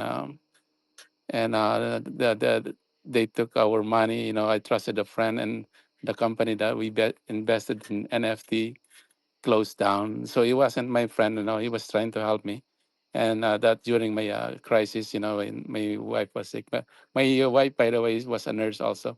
She passed away last year. Um, and but um, I heard about Mr. Richard Hart, and I was dreaming again. Yeah, I'm an X-ray tech also. In the medical field like you, Tam. I'm a traveler. I work different countries, Saudi, the Middle East, Dubai, Saudi, all these countries, and I immigrated here 2001. Sorry, but but I feel like I'm at home, and I know this group of people are genuine. And I'm very sorry. Sometimes I'm out of words, but please understand me. I just want to just I have three children. I'm close to my 60s now, and I don't have everything, but I am thankful that I have wonderful kids and I have a job. And I bought crypto through my friend who bought me in the NFT, and then jumped to and I'm very thankful. Sometimes things happen for a reason, and I gave my $2,000 I think to 2023 after the first bull run, and I'm still grateful to him. We don't communicate anymore, but again, that led me to Mr. to me Richard Hart, and to this community. So yeah, that's all. I just want to thank everyone. Um, I know some people here maybe in the call that I keep bothering, I don't see them here, but in the big, I always listen for almost more than a year now. Only listen to you guys talking, and DM some people, but no reply, and maybe they thinking I am a scammer or. And I'm afraid also that go to Telegram because I hear a lot of things, and um, yeah, that's all. I don't want to take all the time, and I hope. You guys can help, not just me, a lot of people in my in my community needs this opportunity. If you can get 100,000, 200,000, that's big, because everybody's struggling, but we don't know. I don't know. I have to go hard way, I have to lose money also by just to get the PulseX, HEX, and I have to travel everywhere, and I'm very vulnerable. I just give up my information because no one in the group in the past podcast that I attended DM me back. Maybe I understand them. Maybe they thought I am a scammer because I don't even know how to properly use the internet. But again, you guys, if you are really in your heart that want to help people, you know you go down to your level, maybe just be easy on,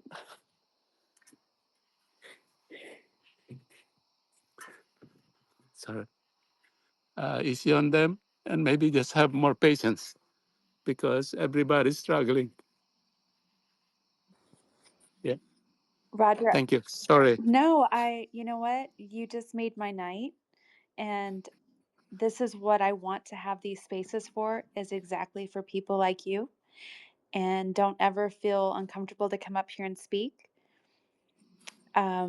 I just followed you, so you can DM me anytime. And I Thank hope you. to see you in these more regularly. And if there's any questions that you have, Yeah. uh, we are your family and we'll help you. Oh, thank you. I just want to know how also to do the hex staking, and I'm gonna message you because I've been always try, and I don't know if my account is vulnerable in my cell phone, and but I know all of you wants to help out, and you can just find someone to you can near to you, maybe help them.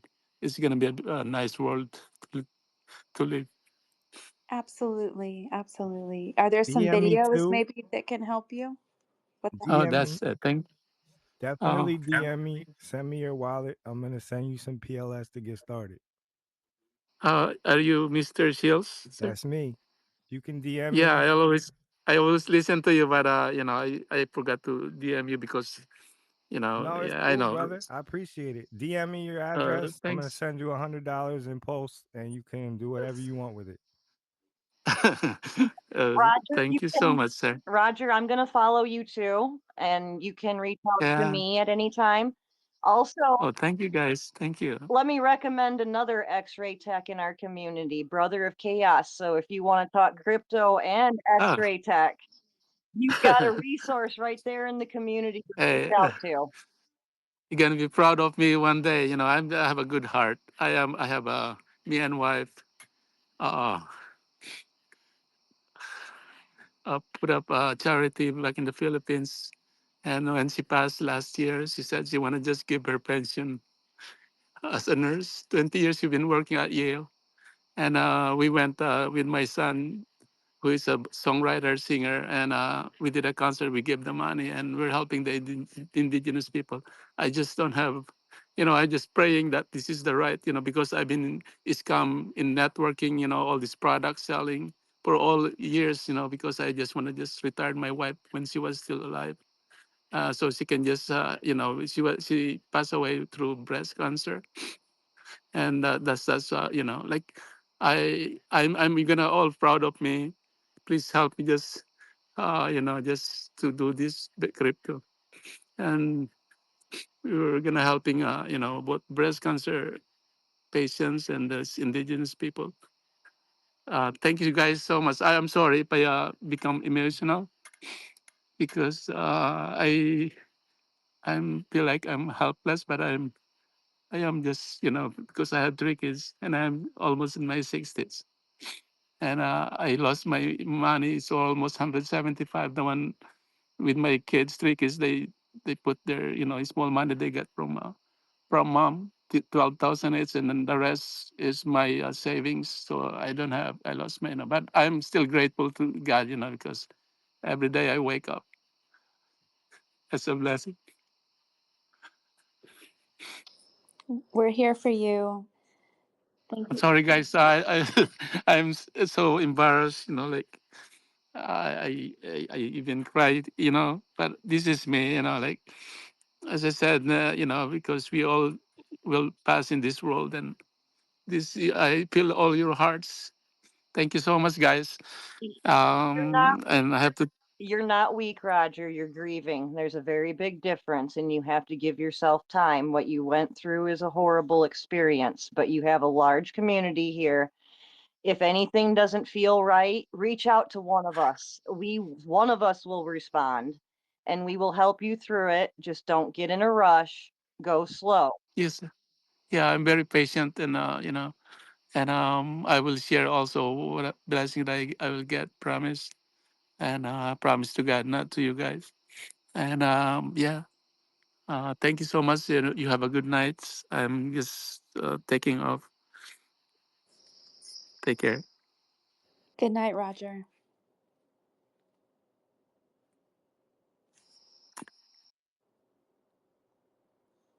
Y2K, did you want to speak?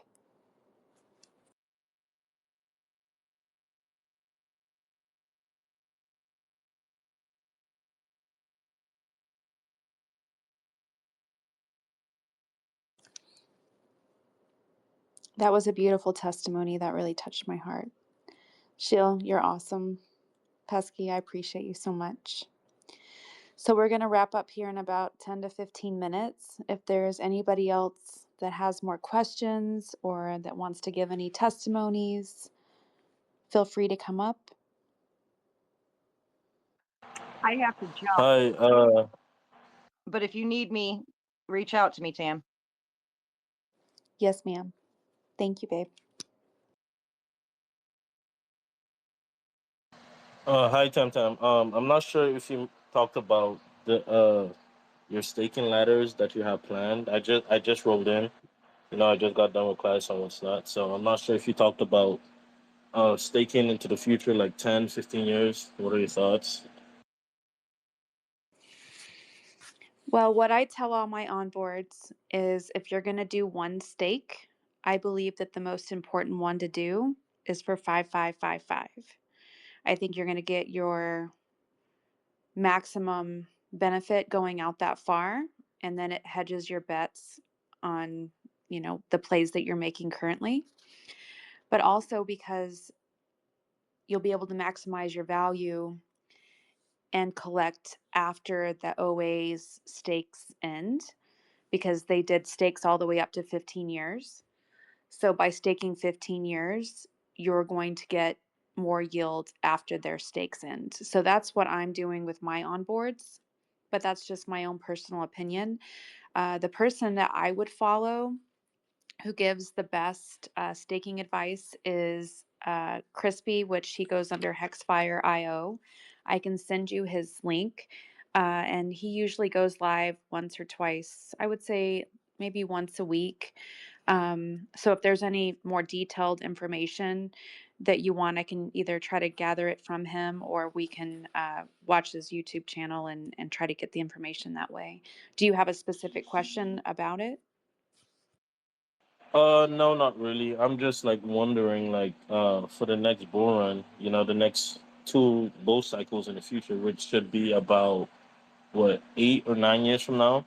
Like, what year is it predicted to fall on? I'm thinking 2034 or 2033. So like, I just want to, like, get a general idea of what and how much I should be looking to stake out. Yeah, let me step in on that one there, because like one of the things that's kind of been called into question is the 4 year part of the 4 year cycle, particularly with this one right now, because here we are in the fourth year. We're getting close to the fourth quarter of the fourth year, and we still really haven't taken off. I mean, I'm one of these guys that still says, hey, the bull run really hasn't begun. And as far as like why that is here is like, really, it's not a 4 year cycle. It's just a cycle because it's all a reaction to the money printing that occurs to cool down the debt cycle that's caused by federal governments all around the world rolling over a ton of debt that usually occurs every 4 years. They have a big chunk of that debt that they got to roll over and refund. So is it going to continue being 4 years? Right now, it's looking like they're pushing it out at least an extra 6 months, because the money printing that has to occur to have a bull run really get going, that might not get started until the final quarter of this year. And I don't believe that the 6 months of like parabolic bull run tops that we get is all going to be squeezed into just 3 months, because crypto, it's not looking at the calendar and saying, okay, well, now's the time to go up. A lot of people think that that's just the case there, but like, no, it's not the calendar. It's not the clock that makes crypto go up. It's the money printing. The money printing hasn't happened yet. Specifically, the money printing that's going to be done to buy all of these treasury bonds off the market when the government has rolled over all of its debt. And it's a very large amount of debt that it's rolling over this year, about $10 trillion. And possibly, there's more that they're issuing on top of the rollover amount. So about $15 trillion just from the United States is being rolled over. Nobody wants to buy those bonds. That's why the 10-year treasury is so high. Lots of money printing by the central banks and even by commercial banks is going to have to be done to buy those bonds and keep the 10-year treasury yield, the interest rate that the government pays on the national debt, from going astronomical to like 10%. So to answer your question here, I don't think we can really predict what years it's going to occur. We got a general idea that it could be somewhere between 4 and 6 years in the next couple of cycles, just because the amount of debt that's going to be rolled over in the future in the next cycle is going to be way larger than this one. It's going to like dwarf it. I think that by about the year 2032, the United States national debt is going to be at $100 trillion. And when that happens, well, then the dollar amounts that we're looking at for the prices of all of our crypto assets are going to be a lot higher, just because of the amount of money printing that's going to need to be done. Okay, so my final question is there like a way that we could, how would you say, transfer our hex stake, like a NFT type thingy, where like you could transfer your hex stake from one address to another?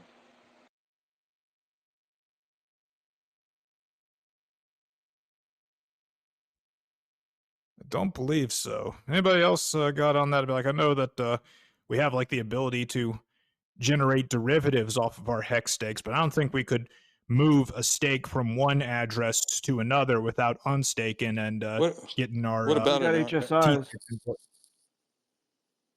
You got HSIs on the icosahedron platform, and you can transfer those and sell those on the open market. And you got other, you know, kind of cooperative plays like DESI and Maxi type of things as well that you can also transfer. But those are all kind of bastardizations of the actual contract. So if you want to interact with the actual contract, you would stick to traditional stakes. Any other input from other people?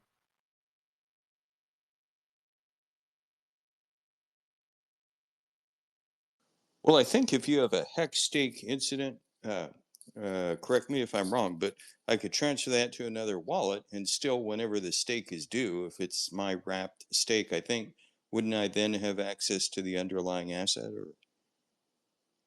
If it's a wrap stake like an yeah, HSI, like yeah. yeah, you would. So I could, that's how you'd have access to your stake, but you could put it to any wallet and you change wallets every day if you wanted to. Sure. But what is the concern? I wonder, the base of the question is, what's the thought process behind wanting that type of thing? Because when you commit to the contract, you save yourself the ability to do anything with it. It's kind of like the truth engine component of the contract itself. Is it you face penalties if you fiddle with it too early? You commit to the unlock date, and if you don't obey that, you don't make good on that commitment, then you get a penalty. If you do, then you get your reward. So what's the idea behind wanting to do something else? The idea behind it is basically, let's say within 15 years, right? Let's say I forget my seed phrase or my address is compromised or something. Like my thought process was, is there a way that I could move my stake and put it over to another address? If my address was just But compromised. either way, if your address gets compromised, you forget your seeds or you forget your passphrase, you don't have access to the wallet, therefore you can't interact with anything. So that's a fundamental kind of golden rule, not to mismanage your seeds or passphrases. There is no recovery in this game. Yeah, that's right.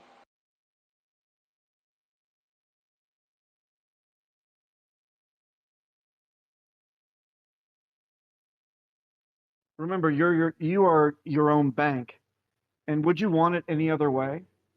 Meaning, you're building a bank and you don't want a vault in that bank because you want convenience, because you can't be trusted with your bank teller and the walls of your bank and whatever. And you want convenience. You want to be able to take a take back or roll back time or go and do any sorts of other creative things.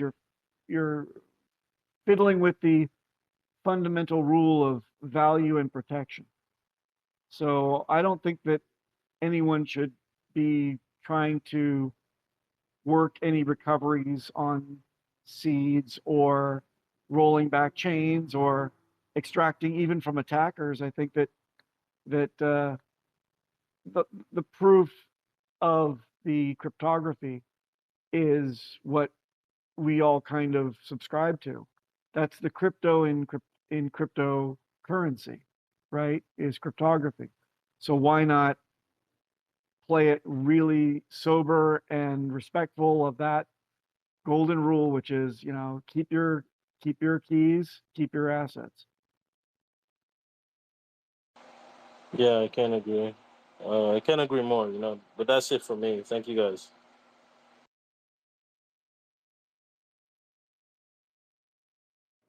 This has been an incredible space. It turned out way better than I expected. And I just, again, want to thank all of you guys for showing up tonight. I hope that we can start making this a weekly tradition. And next week, bring your questions. If you have questions in advance, send them to me so that I can put them on the forefront of brains, and we'll try to get, like I said, a teledex going where we have the best video content for everybody that we can link and send out. Anybody have anything left to say before we end it? Hey there, guys. Can you hear me? Oh, William, this is my first time ever talking to you, but I see you all the time. That's right. How are you, TamTam? Good, it's great to see you. Good to be talking with you guys. If my if my reception cuts out, I apologize. I'm in my basement.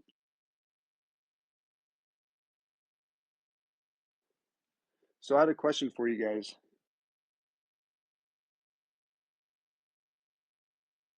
Can you guys hear me? Yes. Cool. So first, TamTam, Papa, Cairo, Shill, you guys are great. I appreciate everything you guys do for the chain. I've been here since Sacrifice.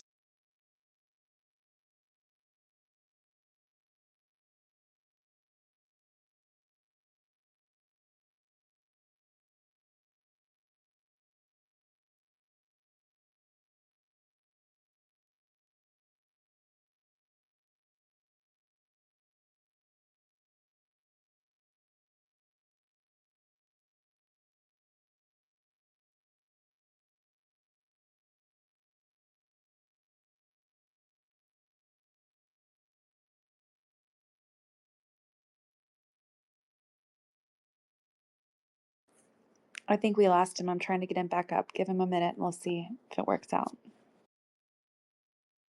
The answer is yes. The answer is always yes, huh?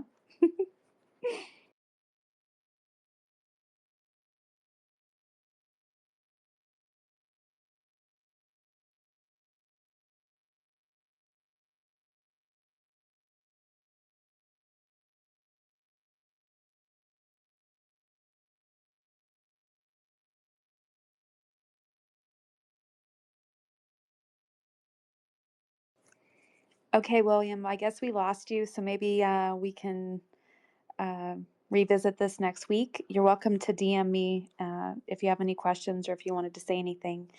But again, you guys have an amazing night. Oh, okay, he's giving me a sad sign. Okay, hold on. Let me see if I can get you back up here. I keep sending you an invite. He's a speaker. He just has to unmute. Oh. William, will you unmute us?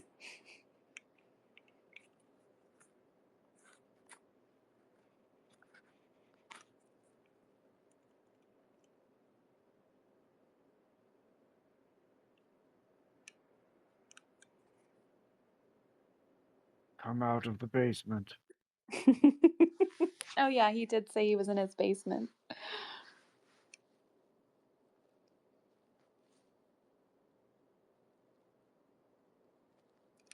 Jason, how did tonight go? It went good. Good.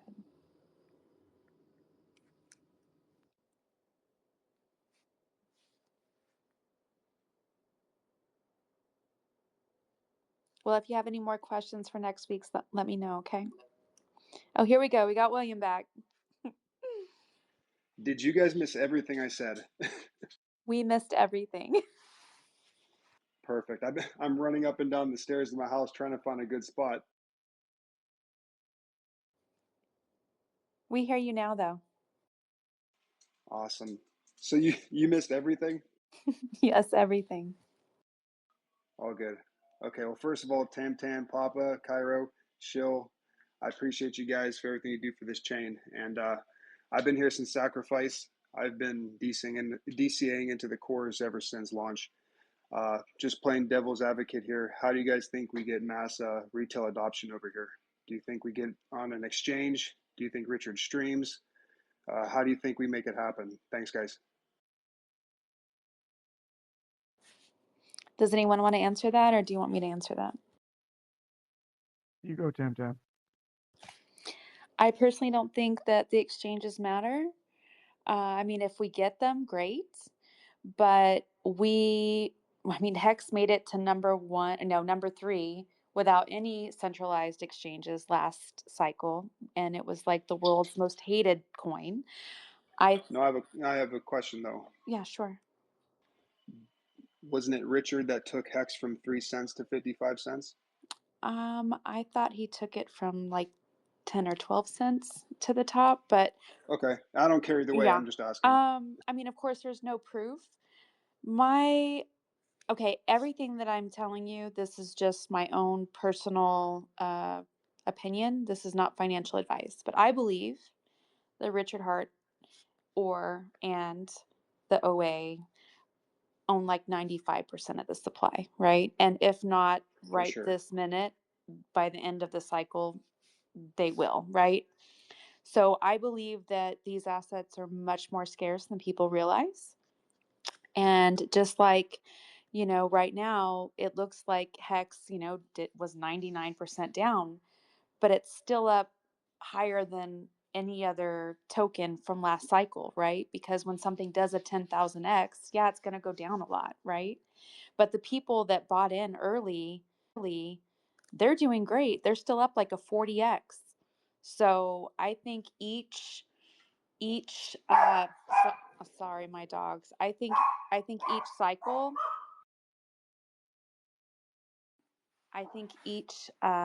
cycle we're going to have new bottoms, right? Like I can't imagine that we would be less than 10 or 20 cents next cycle, right? Now, do I know that for sure? No.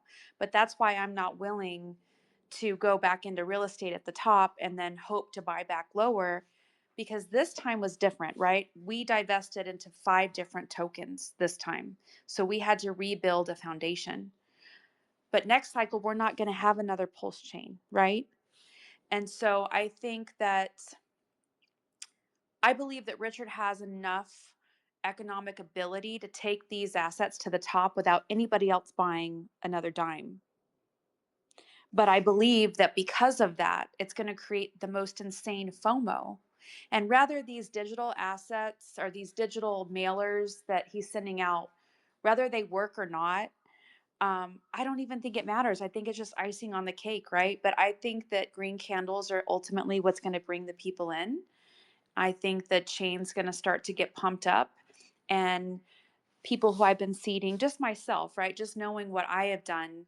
Um, but I've seeded a lot of HEX. Now I'm in the medical field, so I can't officially sell HEX to my patients. But of course, when they're like, "Hey, Tam, what are you up to?" I'm like, "Oh, I'm just working my butt off over here trying to get as many HEX units as I am. I even bought a pair of shoes in forever because I'm just trying to get every single unit that I can, right? And I'm seeding it to them." And a lot of them may think I'm crazy, but again, I've had coworkers, and like I said, my boss, when he looks up Richard Hart, all he comes across is Interpol and scam, but he sees my dedication and he sees that I have been consistent. And so he went ahead and just put it in because he trusts me in my judgment and my professional abilities, right? He knows that I'm very responsible with money. He knows that I'm not careless. And so when he sees how determined I am, that made him willing to put in a big chunk of change himself. But you know what's going to happen? He lives in a nice neighborhood. And when it goes up another 3 or 4x, he's going to get excited. His lights, in his eyes are just all shiny, right? And then when he goes and smokes hookah with his buddies and all of his cardiologist friends and all of his doctor friends and specialist friends, they're all going to want in. And you know what's going to happen? Around 10 cents, when a lot of the people who have been waiting forever get out, I'm going to be getting a whole new class of people in, right? And I'm confident to say that I believe HEX is going to go to $1. I believe that enough that I'm not selling a single unit, not on either chain. I'm not selling any of my HEX, not a single unit on ETH or Pulse until at least hits $1. Now, if that means I have to work another year or two, I don't care. I don't care. But what I'm not going to do is I'm not going to dump on my onboards that I onboarded at 24 and 26 cents. I'm not going to onboard on my own head that I bought in with my 401k at those higher prices either. So this is the one for sure bet that I believe in, right? That I'm convicted on. And I also am part of the network, right? So how do I know HEX can get to $1? Well, if I don't sell to $1, then it has a much higher chance to get to $1. I also believe that I owe that to Richard Hart because of all of the sacrifice. There are other people that don't have a good career that I have or in more desperate situations, and they do need to sell. The great thing is, I think we're going to always have buyers for the future. So it doesn't matter to me at what prices people sell at. I don't think we should judge people when they do sell. The more important thing is creating successful stories. So if people are going to have a success story at 10 cents and they're going to go tell it to the world, great. If it's 20 cents or $1, I'm going to set my sell orders from $1 to $55. And as crazy as that sounds, and then whichever ones don't hit, I'm going to take those units and I'm going to stake it out into the 2041 bull run. So it's a win-win for me either way. But what I'm not going to do is I am not going to sell for less than what I believe it's worth. And I believe that it's better code than Bitcoin. You can earn yield. I think it's better than a rental property. Again, like I don't stress anymore about real estate or oh my gosh, the pipes are freezing or my tenant's going to remember to put the hose cover on so that my pipes don't bust. I mean, I'm not kidding. Like the amount of time it saves me to just stake HEX. I love it. I'm literally so spoiled that there's no other asset out there that I have any interest on buying. And I do believe in Richard Hart. I believe that he's just getting started. I don't believe that he spent all of that money fighting the SEC just for a dollar HEX, just for a 2x from last cycle. I don't believe that he did any of that. I believe I believe that we're going to flip Bitcoin. I don't know when it's going to happen. I don't know if it's going to be 10 or 15 years from now or if it can happen sooner, right? Nobody thought that HEX could get to a penny last cycle. And we're at a penny now. And that was the dream price. That was the dream price last time. So I just think everyone underestimates Richard Hart. And again, I've just never seen anyone so hungry to really go down in history as the world's best humanitarian that we've ever seen.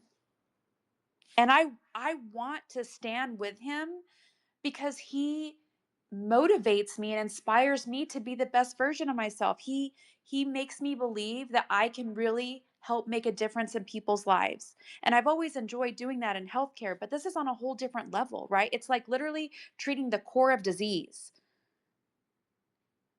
I'm treating the core of disease, and I've never got to do that before. And I have, like I said, I have all of my coworkers, so many patients who are school teachers and single parents that I've just gifted a little bit of 15-year stakes to, right? A thousand HEX may seem like nothing right now, right? But in 15 years, it even motivates me more to know that I have all these special gifts for these people that I care about, because in 15 years, if it's like 1,000 Bitcoin, that's a lot of money to a lot of people.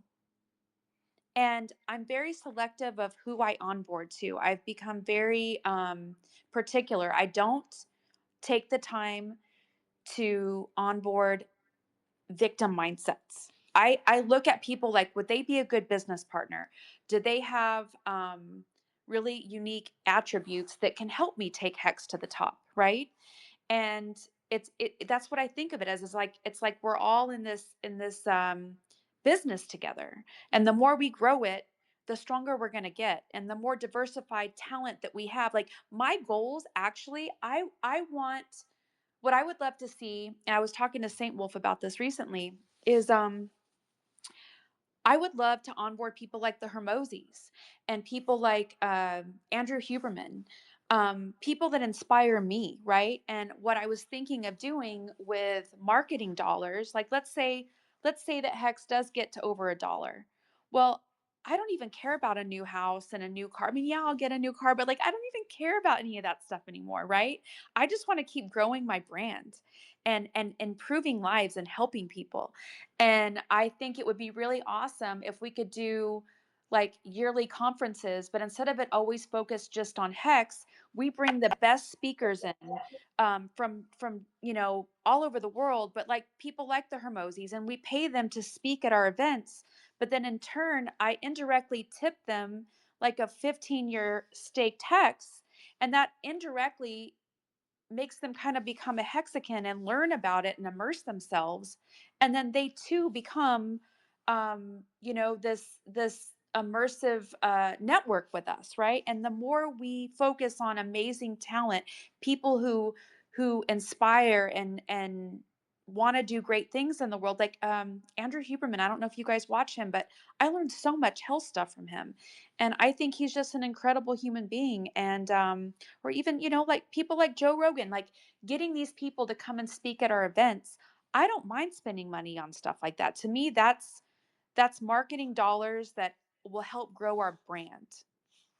But we got to get there first, right?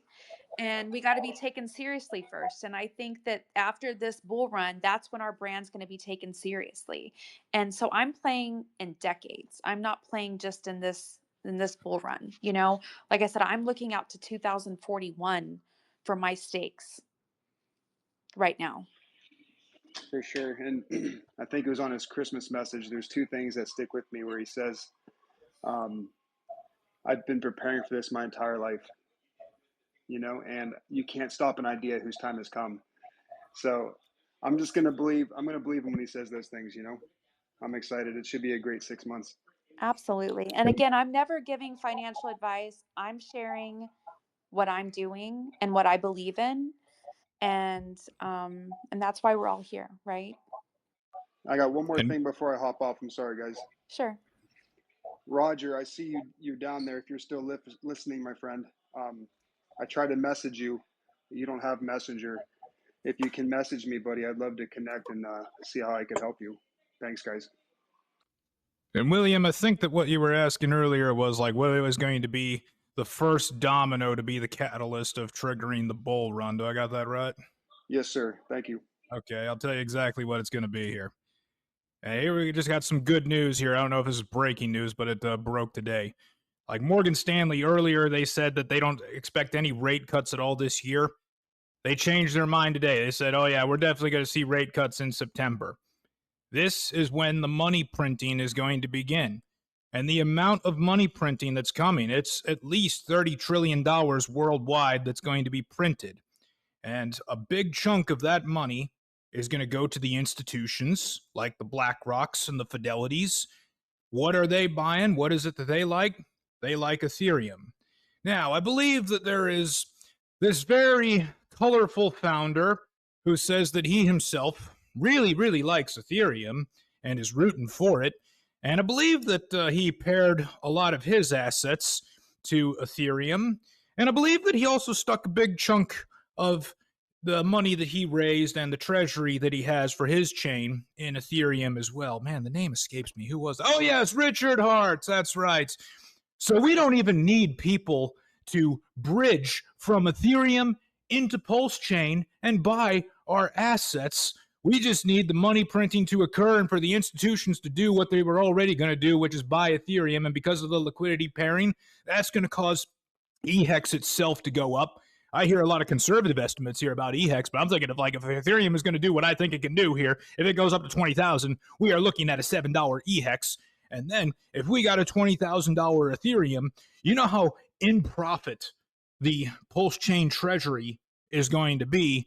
And in that case, if the custodian of that treasury wants to do something with it, I'm not saying it's Richard because we don't really know, but whoever controls that address and they want to do something with it over on PulseChain, I can't even make a prediction for what could happen over there on PulseChain. I can predict eHex just because we have a history of Ethereum. We got a history of eHex. I can't even come up with anything at all here on PulseChain because it could do absolutely anything. It could blow all of our minds like we never thought possible. So the real catalyst here is just going to be that money printing.